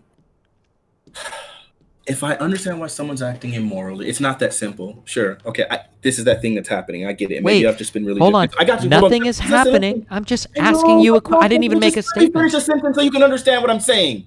This is a thing that's been happening earlier, and maybe I'm being a little defensive, right? Because I feel like I thought you were trying to frame my things, but it sounds like right now you're just asking me a question. So maybe that was unfair, the accusation I made against you earlier, that I felt like you were trying to frame or trap me or whatever with the questions and making unfair extrapolations. Now I understand what you meant when you said what you were saying. If you let me finish my sentences, bro, most of the time I'm trying to be decent and charitable, but I get it. Whatever. My point is, yeah. Uh, oh God, ask the question If you again. I'm sorry. understand why somebody is acting immorally, do you think you shouldn't speak out against it? Just because you understand why someone is being immoral, should you not speak out against that immorality? Sure. I feel like if someone is acting immoral in response, I think it's unreasonable and unfair to speak out on their response while being silent about the first action that caused it. Do you think. Okay, so then we can say simultaneously riots are bad, but we should understand the conditions that bring about riots. We don't support Hmm. riots, but we can understand why some people might feel like they're pushed to rioting as a last resort. Is that okay? Absolutely. Sure. Okay. I don't think we have any disagreement there. There we go. Okay. Is there anything else you'd like to discuss, or are we good for tonight? I think we're pretty good. Oh, I wait. There's one. There's just one final thing, right? I think you got really offended when I was saying things were theoretical, right? And I want to defend that statement. It should be pretty brief. But when I'm saying things are theoretical, right? I think the conditions that the systemic oppression and the conditions of racism that have negatively impacted my life and the life of my parents and the life of my grandparents, it is something that's very real to me. The profiling that I experienced in a police car, it is very real to me. I might be doing okay. My family is doing pretty freaking amazingly, considering the conditions that we were brought up in. I think God is good and He helped us to rise above a lot of that stuff. But ultimately, I think it's not so theoretical for me, right? When my brother's being pulled over in his Caprice Classic and police are approaching him with guns drawn, or when every time I get pulled over, I'm put in the backseat of a car, it means a lot to me. When I'm fighting my own ideas, I'm fighting my own internalized racism and trying my best to ostracize myself from the negative impacts or implications of some of the racist ideology that follow other people. Those things are very real to me. These are real actual battles to me personally. So when I'm saying it's theoretical for you, I think you can't know the struggle. A thing that I've always admired about you is I've agreed with a lot of your arguments when you're arguing against racist people, people in like the crazy rights, and when you're having those debates, I agree with a lot of your positions, and I think that it's important that these conversations are had. But I can't for a second think that it's not theoretical for you, because it seemed to me when you were defending the Kyle Rittenhouse situation and when you were and you're decrying the rioting and the position, how volatile you spoke about the rioters, that to me seemed to me that you didn't truly understand it seemed dismissive. It seems dismissive of the issues that happen with the writers that led them to these situations. It seems almost dismissive of the continuous conditions. That's been my problem this entire time. Like while I've always been an extreme fan of yours, I mean, literally, there's no person in my channel that would ever say that I don't watch like literally all of your debates. They wouldn't say that I don't always like bring you up. I'm always talking about you very frequently. Do you understand that I've talked tons about the wait? Do you understand that I've talked a ton about the conditions that lead to protesting and rioting? No, I guess in most of your debates, no, I haven't really. Well, I mean, I guess you've talked about them in abstract, right? Like you've talked about, like you'll debate with people about systemic oppression. You'll debate with people about like disparate sentencing. All those things. I literally had like a 15,000 viewer debate with Vosh against two like alt writers about whether or not black people face systemic discrimination against the criminal justice system. I'm sure you saw that. Yeah. No, that's what I said. Like, yes, you do discuss these things. That's literally my favorite debate I've ever seen. The debate with you and Vosh arguing against those two people was freaking amazing. So I've talked about these things. Wait, no. Talking about those things in isolation is not the same as talking about the protests as a direct response to these things, right? Because it could be one thing to say, like, hey, I think this guy's a scumbag. I think this man is a scumbag. And when the wife who's been being beat by this dude ends up murdering the dude and saying, yeah, I think murder is wrong. And then these two are not connected. It's one thing to talk about, hey, systemic oppression is real. It's another thing to talk about the fact that systemic oppression is like the direct cause of these that was a bad analogy, but it's one thing to talk about systemic oppression. It's another thing to talk about systemic oppression as a direct cause of these riots. Have you heard me talk about, in regards to the riots, where I have specifically said multiple times that not only do I support the protests, but I support rioting against public institutions, that if you want to burn a cop car or destroy a cop building or whatever, you're totally within your moral rights to do so? You not heard me say that several times while talking about the riots or the protests? I haven't heard that statement, but I don't disbelieve that you've said that. Now that you've said it to me. It seems like if I acknowledge that you have a right to riot against public institutions, it logically follows that I feel like these people have probably been harmed by public institutions. But regardless of that, I'll give you that. 100%. We talk about the theoretical. Mm-hmm. If you hear that your brother is getting profiled by cops, you feel like that's right or wrong. How do you figure out if that's right or wrong? I guess you would look at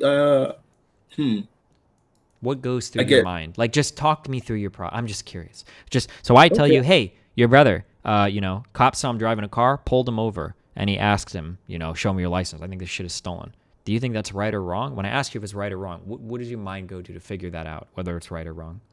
I would think if it's fair, if it's something that they do, like in general, if it was a random stop or whatever, and if it's random, like then that would be fine.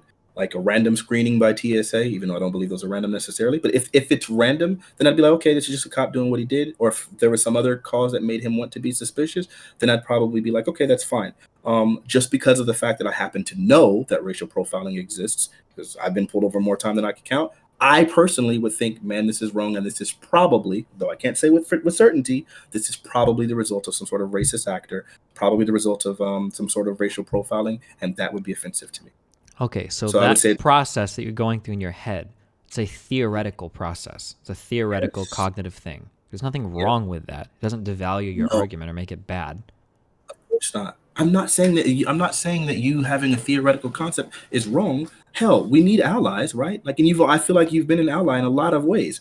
A lot of these things, when you start talking about politics and like the larger picture, they're all the vast majority of them are going to be theoretical. The difference between the theoretical and the real life experience, and I get that this is anecdotal, but the difference is the real life experience that you're dealing with, having confronted the issue and having been a direct victim of these issues, it's wholly different. If you think that you can truly encapsulate the entirety of this problem in your mind and truly understand it fully, I just don't think that's realistic. My goal isn't to truly understand it. Well, my goal isn't to truly understand every in and out and every facet of the experience. My goal is to understand the general conditions that create these things and then try to understand reasonable policy positions that would address and fix the material issues that cause these things. Of course. But then if that's the case, I don't think it's wrong of me to point out the difference between the two of us and that it is theoretical for you. You can have the conversation. Sure, but it's just some weird gatekeeping thing that doesn't really advance the conversation meaningfully in any direction. I don't know. I think it doesn't. It's not necessary. Well, I wouldn't Like, make the imagine if argument. we're having a conversation on how to fix the issues in the black community or some shit, or what can we do to make things, and then you're like, by the way, Destiny, just in case you forgot, you're white. Like, Right. yeah. That would be really stupid. The difference is I didn't just interject that for literally no reason. The reason why I interjected that is because I recognized that there was some dissonance in your argument that you had with Bobby Fino, and in that argument, I recognized why that dissonance was What because it dissonance wasn't do you something. think I had in my argument with Bobby Fino? That could be a whole other conversation. But one of the things you specifically mentioned was that Black Panther showing up with guns was necessarily provocative, and then and it was provocative. And then later on, you said that Kyle Rittenhouse showing up with a gun was not provocative. So what I You said, said Black Panther showing up with guns no, escalates the no, yeah. situation and comes off as So provocative. no, And wait, then you wait, wait, wait, said, wait. Two very different things. So what I "I said got was you." anytime, and I specifically said in my conversation with Arian, I said both times that I support the Black Panthers doing it, and I support Kyle Good. Rittenhouse doing it. And I said for both of them. I said that anytime you show up to anything with a gun, you're kind of escalating shit. The militia did Mm-hmm. that showed up with the protesters, and the Black Panthers do when they showed up. That's all I said. Mm-hmm. Yeah, but so even though you said you support both of them, you said one of them was provocative and escalates the situation, and one of them didn't. No, I'm pretty sure I would have said both of them are kind of provocative. Now, if he was asking No, me specifically, like, definitely on multiple occasions said Kyle is not. You said that he was not provocative by well, showing up like with good what what I more specifically would have probably been talking about is him asking if Kyle was like provoking somebody. Like, just because you have a gun in an area doesn't mean you're provoking somebody. You could be escalating, or you could be provocative in a general sense, but that's way different than asking specifically, are you provoking somebody to attack you? It's the same word, but it's kind of different depending on where in the conversation it's coming. Sure, I get it, but at the time, so even some of the restrictions that you just put, or some of the nuance that you added, didn't even apply to the Black Panthers. Yet you still labeled them as provocative. I know what I would have. I don't know. I don't know anything about specifically about any shootings related to. But I couldn't even say that. Like, But you said the words like verbatim. Like you said, if I Black would have Panther said showing up with anything verbatim, what I would have guns. said is that like any like both people showing up like are kind of escalating the situation. Or if you consider open carry to be That's provocative. not what you said. You didn't. Oh God. So I don't know. Yeah, this I don't know. I don't. I mean, Okay. where Well, do we go listen. from If here? you You ever get wait, literally I get said it. the Sure. words out, Sure. as I'll quote verbatim. You Sure. said Black Panther showing up with guns escalate the situations and comes off as provocative. And then later on, when you were talking about Kyle, you said he wouldn't. He wasn't provocative. You said he would need some sort of aggression in order for him to be provocative. Do you think that I believe that both peoples are escalating things by showing up with guns? Now you're saying that wasn't what you said in the Okay, conversation with well, Bobby listen, I Fino. welcome you in the future to go through that conversation. I did. I And have a timestamp. good, okay, well, in the future, we can have a conversation about that conversation because what's more fun about than conversations that are about other conversations? And we can go over it if you want, okay? It's getting late as fuck, though, and I need to sleep pretty soon. All right, bro. Listen, I'm still a humongous fan. Sorry, conversations got heated. I wasn't trying to attack you. It's just it is what it is. Like this is just the way I felt. I felt particularly upset. Yesterday, I watched this video of this Louisiana cop, I believe it was, or Tennessee cop, who Mm-hmm. shot this dude who was in handcuffs, said that later on that he had a gun on him, even though the guy was very clearly in handcuffs, and he was trying to tell him to put his hands up or whatever, but the Mm-hmm. guy couldn't because he was already in handcuffs. Then he plants a gun on the guy. There's video evidence of it, and the guy is literally dead. And I saw the video, and it like really, really, it bothered me. I don't see a lot of deaths. I try my best to avoid these kind of videos. I don't watch the George Floyd video all the way through, but seeing that reinvigorated this idea in me that people are going to protest and the sympathy with these individuals. Not that I would ever advocate for it, but the sympathy is obviously going to be there because it does directly affect my progeny. That's Gotcha, why I wanted okay. to have this. Cool. I saw a video a few days ago of a guy just running up to an LAPD cruiser, then pointing a gun inside and shooting two cops, and then running away for it. So, feels Yeah, pretty. do you know the backstory in that? Did you know that the well, I guess I'm not positive of this yet, but the circulating story is that the female cop that was shot in that scenario had just killed an unarmed teenager 2 days before. Oh, no, I'm sorry. No, a cop had shot an unarmed teenager 2 days before, and then a video began circulating by the female officer who was killed. Not that I would ever advocate for this, but a video was circulating about by the female officer who I guess she was standing over the body and laughing. This Can is a you story that find? I've heard. Can I'm you? not sure that Yeah. it's true at Can you all. find It's me literally this? like, I would love to see this. Okay, I will look for it. Again, I don't know this to be true. Sure, it didn't happen. Listen, okay. Also, even you're if, literally using the "he is no angel" hold on. argument. But go ahead. Even if it's true, it doesn't justify what happened. That's the difference. It's not Gotcha. justified. I don't think it's fair. I don't think citizens should be taking these things in their own hand. Okay. I do think it's immoral. What was for the people. Louisiana black dude that got shot or whatever? I'm assuming he was black. I don't know if he said it or not. In handcuffs. What was that guy's rap sheet? Nigga, that doesn't matter. Then why did you wait? Then why did you just bring up the cops rap sheet? So, here's the deal. Okay. So in this case, when you have a cop that did something that was really bad, and someone felt violated by those actions and responded to the cop, they're related. Do you understand? Like this would be a reaction to the cop's action. If you wanted to bring up the actions of the dude who was shot and like, hey, he was caught in the act of like trying to rape somebody, or he was caught in the act of like trying to shoot someone, or he was caught in the act of doing something violent, and this is what happened, it'd be totally reasonable to say, hey, these things are correlated. But somebody serving a prison sentence 15 years prior and them having a criminal record for it is not directly related to a cop pulling them over and immediately assuming something. What if the cop pulled him over multiple times before? What if the cop pulled that guy over before and that guy assaulted his partner? What if that guy pulled that guy over before and the guy like raped a woman that the cop knew?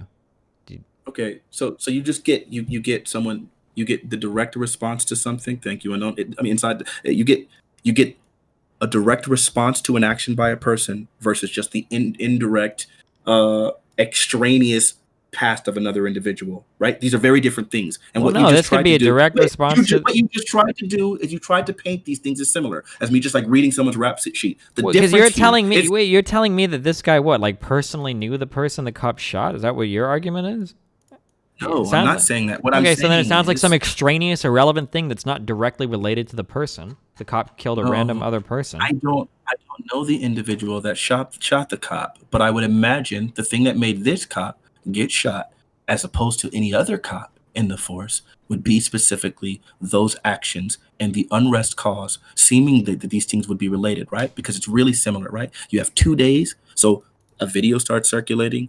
2 days later, a cop was shot. And I would say, oh, so this seems like this is one of those bad actors who saw that video and they decided to try to take matters into his own hand and shot the cop. These would be really related. It's very different when you say, hey, this unarmed dude was murdered. And then you talk about, well, he did sell drugs in high school. Those two would not be related. Do you get the difference?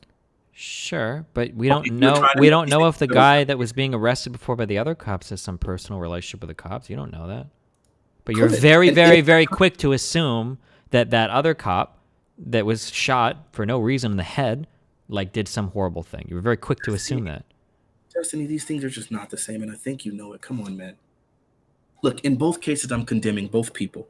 I'm condemning the cop. Yeah, but the difference is that your condemnation of one was very weak because you very quickly wheeled out some bullshit conspiracy theory about maybe somebody getting shot. It just seemed like I don't know, it seemed kind of like a weird thing to do. It's not like, look, this is what you told me. This is literally what I just heard about. I haven't seen any videos. I don't have any evidence for it. This is just literally what I've heard. And if that's the case, then it becomes a lot more understandable why the person acted that way. I would never, ever advocate for it. I think it's wrong. I think it's immoral. I think revenge is wrong. I think we need the criminal justice system for these things. I could just understand the individual. I was trying to give you the backstory so that you would understand why it happened, because when you described it, you used the word random, 2 random cops, and I don't believe that it was random. That's why I mentioned it. So I was just addressing the idea that it was random. It wasn't to try to exonerate the individual that did the action. It wasn't to try to condemn the cop and make it so that it was justifiable to kill her. They're very different situations. Whereas when it comes to the cases of people making these cases or looking into people's criminal history, like George Floyd and so on and so forth, people are literally doing it to exonerate the cops, to try to justify their killing. They're very different. Please don't try to make these two things the same. Okay. I know you can logically follow why they're different. Gotcha. All right. Just as a quick thing, I looked up a PolitiFact. Your statement: the same deputy who got shot through a drawer in Saturday's shooting is the same officer seen on video laughing and smirking at the scene of security guard Andres Guardado's death after he was shot and killed by LASD officers on June 18th, 2020. This is just a false claim. So, okay. Okay, if it's false, then then maybe it was a random person, and if that's the case, then so be it. Like, I said from the very beginning, I don't know. This is literally what I just heard. I haven't done literally. It just happened like 2 days ago. I've like been doing panels and all this other nonsense. I didn't see any of it. I don't know any of it. Like, bro, I'm just saying this was the story that I heard. I just introducing it just to address the idea that it was random. Seems like now that you have the evidence, it probably was still random, and I'm willing to entertain that. I wasn't using it to exonerate or justify the actions, and it seemed to me like you were trying to draw a parallel between what I was doing, which even though I very clearly laid out that I think that both things are still wrong, it sounded like you were trying to draw a parallel to me doing that, which is very, very different. And you were comparing that to the people who try to look up previous people who were unarmed and unjustly murdered and looking at their rap sheets. And I think you know that those two things are different. Okay. All right. All right, bro. Good talking, man. Love you. Okay. Have fun. Be careful. Have a good day.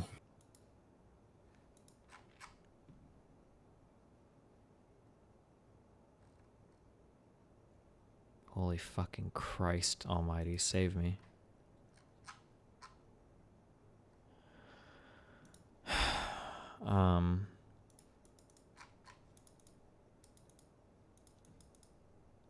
I don't know how many other ways I can say this.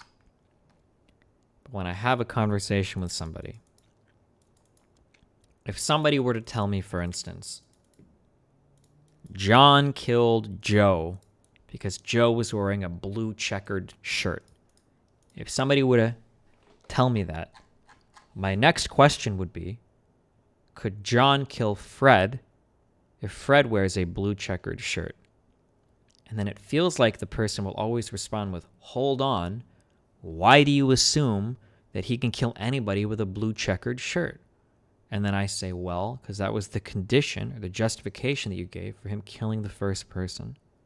I don't understand why it's so fucking hard to follow these incredibly basic, itty-bitty steps from A to B to C.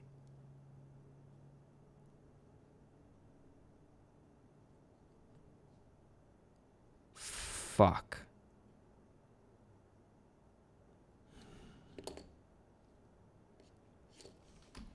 Okay.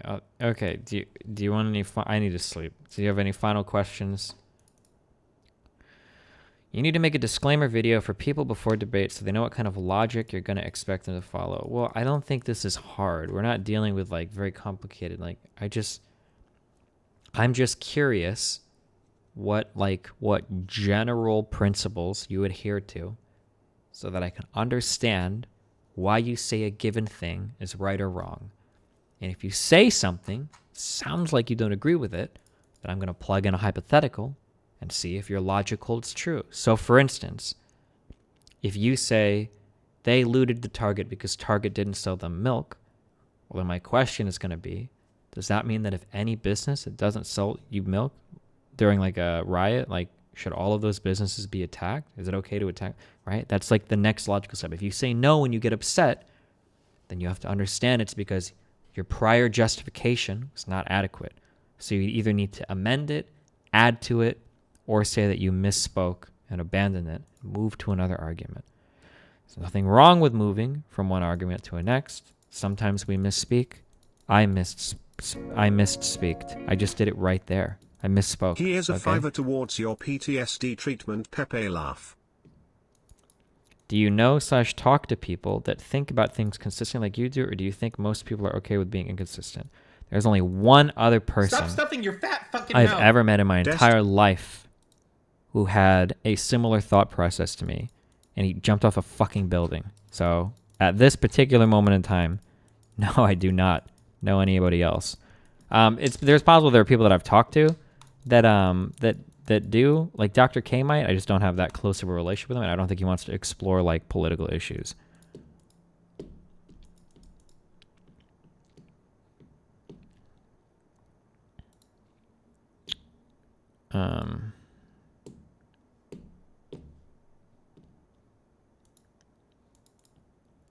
How did you guys spend 20 minutes on the word murder? Do you guys, honest to God, I can't tell sometimes I'm crazy. Did you guys understand the point that I was bringing up about the word murder? Did you guys understand that?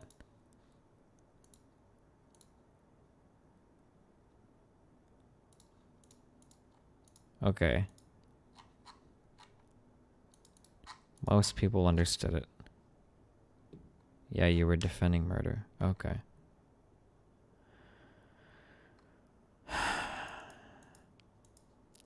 Have you ever met anyone that tries to hide behind talking smart that actually ends up being smart? Seems like they're hiding behind their words and phrases. I don't know. I don't know what that means. Okay. His point at the end was really bizarre. Why would revenge be any different than the cop feeling threatened? Like, something that I need to continue to do. I think I've gotten a lot better at this. But, like, when we talk about, like, this is where I try to be very careful with my words. And I understand that other people mix words up a lot. I'm not saying anybody's stupid. It's just by habit. We change a lot of words around. So, for instance, should you do something versus is it understandable for you to do something versus ought you morally do something are like different. These are all very different things that are like different conversations, right? If somebody punches you in the face, should you hit them back? But when you say should, what do you mean? Like, should I, like, you understand why I would hit them back? Or should I, like, it's the most sensible course of action that maximizes my outcome? Or should I, like, it's a morally justifiable thing to do? All three of these questions are totally different conversations, right? Should you hit somebody back that hits you? I mean, like, I can understand it. You're in a bar, minding your own business. Somebody hits you. You're not thinking straight. Your head's a little woozy. You're, like, fucking angry. The guy hits you to nowhere. Makes you look bad in front of your friends. Like, yeah, sure, I understand why something. That's why you understand it, right? Does it maximize your well-being? Well, should you hit somebody back when you get punched in the face? Well, they could have a weapon. Maybe you have a weapon. It escalates into a deadly fight. Maybe they've got some friends. Maybe you've got some friends. Maybe it escalates into like a whole legal issue and it's going to get like really clusterfucky. Maybe you hit them back. Like maybe they didn't mean to hit you. Like, yeah, maybe you should. Maybe you shouldn't, right? That's a different thing. Are you morally justified in hitting somebody back? Well, if he hit you and he walked away, the threat's kind of de-escalated. If he hit you and it looks like he's going to continue to hit you, maybe you should. If he hits you but you've got a gun, if you attack back, that means that it's going to escalate into the combat. Maybe you should, right? Morally right? I'm just trying to say that, like, when somebody says, like, should, this could theoretically be three totally different conversations. It's kind of like when somebody says, do you think hate speech should be against the rules? Well, when you say hate speech, what do you mean? Do you mean, like, should it be against the rules, like a corporation can ban you for it? Or do you think, like, a sponsor should be able to drop you for it? Or do you think the government should be able to make it illegal? Because we can have different answers for all of those things, right? If you engage in hate speech, should a sponsor be able to drop you? Well, should they? I don't know. I mean, like, what's your contract with the sponsor? Blah, blah, blah. Like, depends on how you view it, right? Should a company be able to ban you? You could say, yeah, a company should be able to ban you or shouldn't be able to ban you. Should the law say it? Well, you could say a company should be able to ban you for it, but there shouldn't be a law for it. Or, like, right? These could all be totally different things. I feel like people are, like, mix all of these things up and then things get so fucking confusing. And fuck.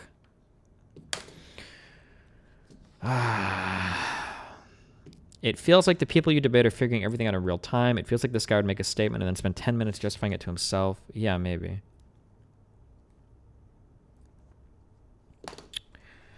Okay, well. When you're playing piano, were you listening or did you just conclude he'd be rambling because to listen? The reason this is going to sound like so condescending or like I think I'm a fucking superhero or something. I don't mean to sound that way. But usually when somebody starts talking after like 6 or 7 words, I already know what the fuck they're going to like try to justify. This is why when I have conversations, I say like, if I disagree with something, stop me. If you disagree with something, I'm going to stop you. Because if you start going down some road and I already see that you, like for instance, let's say that the directions to get to the gas station are left, right, left, left, right, left, right, left, left, left, right, left, right, left, right, okay? And then let's say I say, repeat back to me the directions. And they go, okay, well, first you go right, and then like, I've already stopped listening. Because you're already wrong right off the start. Because I'm putting 100%... So, am I listening to somebody's argument? If I'm like playing or whatever, like kind of, but not really. Like you've already started off down one road, and I know that anything you say past that point is going to be irrelevant anyway. So usually we have to go back to that point. That's usually why I try to say at the beginning of an argument, if I say something you disagree with, stop me immediately, because why would you let me build off of a premise you disagree with when whatever conclusion I give you, you're not going to agree with, obviously, because you disagree with the premise. Just stop me immediately. Like, yeah.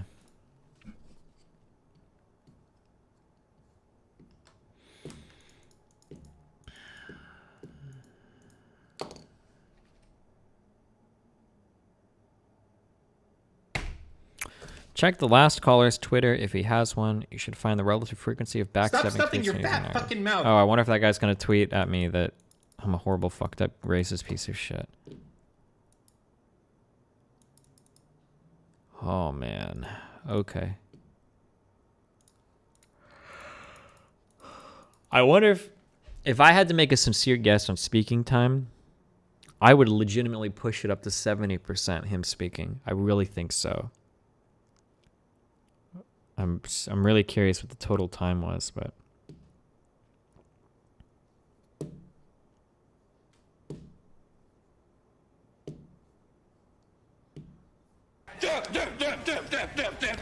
so if you weave multiple premises together, they need to let you finish. A premise should stand on its own, generally.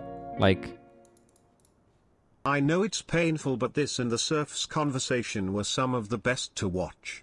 Because you both worked very hard to come to an understanding. Even with all the frustration. Sure, let me mute for a second. Okay. When I say that something... Okay. I feel like a lot of times people... Okay, I really do try this. A lot of times people throw out words like, this has to be logically rational deductive in the paradigm of the argumentative philosophical mindset of the metaphysical truth. I feel like sometimes people will say like a lot of big words to like because it feels like it pads your argument over. When I use a particular term, I'm trying to be very specific with what I say. I try to be like very like I'm saying this word for this reason, okay? When I say that something needs to be deductively true, okay? Deduction means that if some condition is met, okay, then some conclusion is true. That's what that means, okay? So if I'm making a conjoined statement, if A and B and C, then Q, okay? That means if A and B and C, then Q. If somebody's going to make this statement and I disagree with A, why would I let them go on to B and C? If the and here implies all these things are necessary for Q to be true, then I'm going to stop you at A, and we're going to work from there. This is what I mean when I say if it's deductively true. So if I ask you, why should a protester be allowed to destroy a store? And you go, well, firstly, the store, it does this, and then it does this, and then it does this. And it's like, okay, well, hold on. Does the first thing actually qualify you for violence? If you're going to say no, it has to be that and something else, right? It doesn't do it independently. Okay, fine. Well, what are the conditions then? List them all then, and then we can start going through. But like, if you list like 3 or 4 or 5, and every time you list one, I disagree. It's like, well, axe that. Then go, right? That's all I'm saying. Is that like, for something to be deductively true, it means it must logically follow. Okay? I know a lot of people say, you logical, you reasonable. When I say something needs to logically follow, what I mean is that, like, if we read the first statement, interpret it with our rules of grammar, and then the second statement, and interpret it with our rules of grammar, does the conclusion lead necessarily from the first 2 statements, right? If all dogs have 4 legs, all dogs have 4 legs, Fido is a dog. If those 2 statements are true, okay, if we have a definition for dog, and then we have a thing that is a dog, then our conclusion can be said that the dog has those things that are part of the definition of a dog. Fido has 4 legs. It logically follows. That's what, when I say something logically follows or is deductively true, that's what I mean, okay? Does this make sense? Technically, you can write all logical statements without an or. Oh, sure. Well, we could do ors or and. We could do conjoined or disjointed or whatever, like.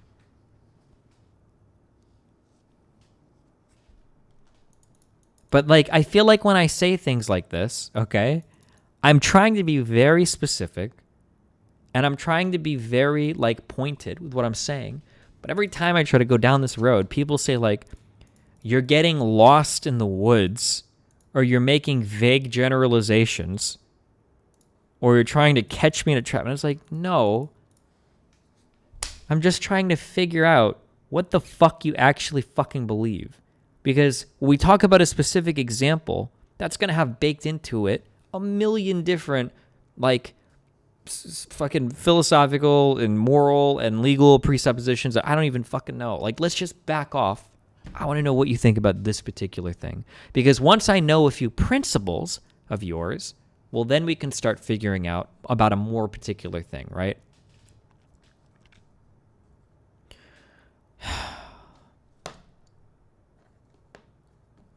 Jesus fuck.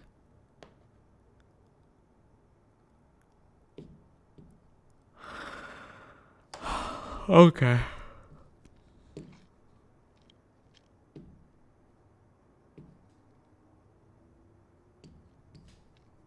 How often do you teach logic 101? I have, honest to God, I've never even taken a formal logic class. Okay, I don't feel like this stuff is that hard. These are like pretty basic, like conditional statements or whatever, or logic statements or whatever. I think that most of these are like pretty easy to follow. Again, we speak about a lot of this, right? Like a lot of logic is contained in like our everyday statements, right? Like a car has like 4 wheels and 4 doors or some number of doors and an engine, right? We need all of these things are conditional for us to say cars. If 4 wheels, if this, then car, whatever, right? Like it's not a perfect example. Like I feel like there's a lot of like, I guess we don't actually use logic actually. Most of it we actually just intuit. We are very intuitive with most of our statements. We don't think about why they follow actually. That's probably true. Everybody should take a class on this shit. Or read the wiki.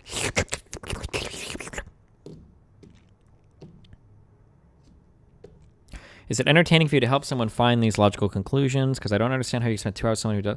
Not, I mean, it's entertaining. I like teaching. It's fun for me sometimes if I'm interested in the topic. And I think I'm okay at like teaching. I think I'm a decent teacher. But usually I don't enjoy it because the other person isn't usually there to learn. They're usually there to argue a point against me.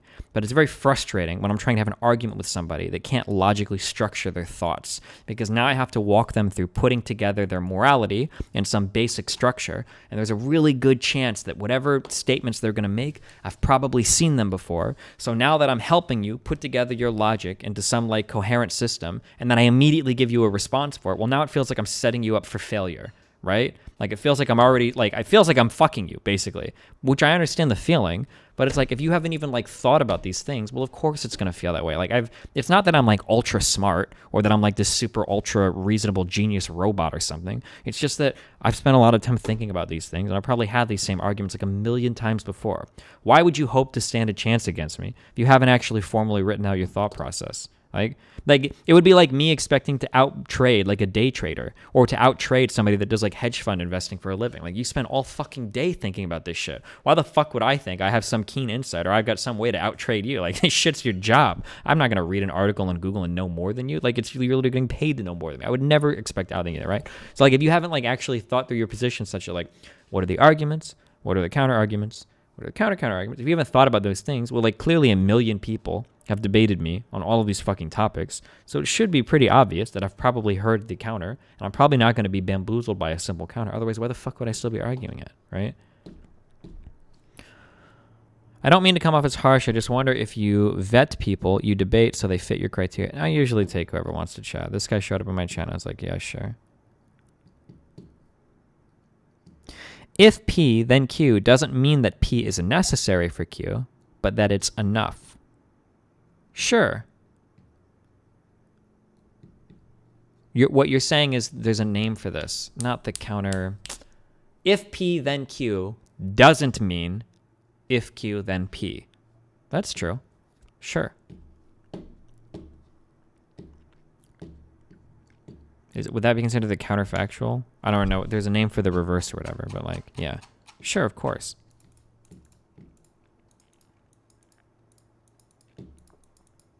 Wait, explain? If P, then Q doesn't mean if Q, then P. So if P is chopping your head off and Q is death, okay? Chopping your head off implies death. That doesn't mean that just because you're dead, though, it implies your head was cut off. You could have died by a number of other things.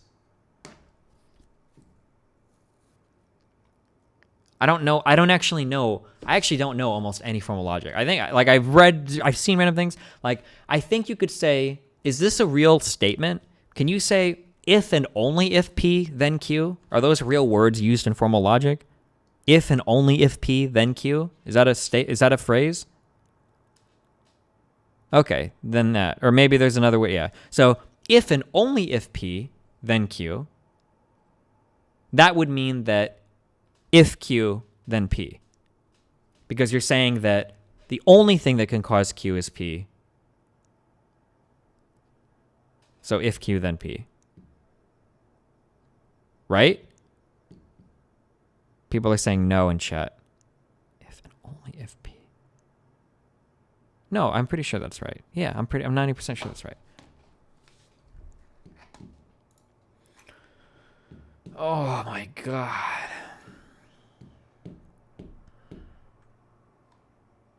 I'm taking a college journalism course, and I'm using your deep partnership as a story for an article. Could I schedule a very short interview with you? Listen. Fuck you, okay? I think you just meant to say that if P, then Q doesn't mean that P and Q are related. If Q is always true, then P could be any statement. I don't think he was asking about P leads to Q, or P implies Q, then Q implies... Oh, sure, maybe.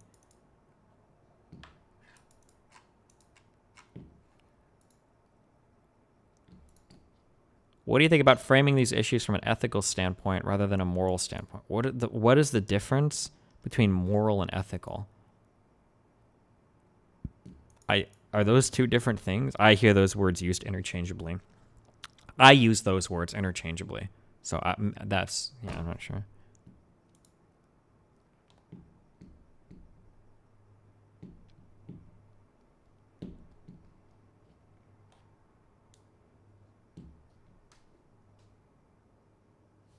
Hey, I've watched your streams in total 2 hours. May I please have a 48-hour hangout at your house? Sure, just hit me up on IG.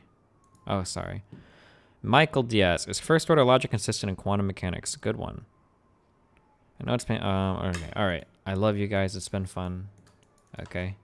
Make sure to smash that follow button. Make sure to sub to my YouTube, because I don't know if I'm going to get banned after my partnership is revoked on Twitch. So, here you go. Smash that YouTube follow. We'll be streaming on there in a week or two. We're going to find a duder to host, all right? Host a random streamer? Oh my God. Oh, I thought she was playing StarCraft. This looked like Daybreak or some shit. Irrelevant is like. How are you going to host Irrelevant? Good job. Wow, we clap. He's a cool dude. I had this muted, so I don't know if you cover this or I missed additional information, but the like classic high school geometry level lesson is that if P then Q only guarantees the contrapositive is true. If not Q, then not P. Oh, true.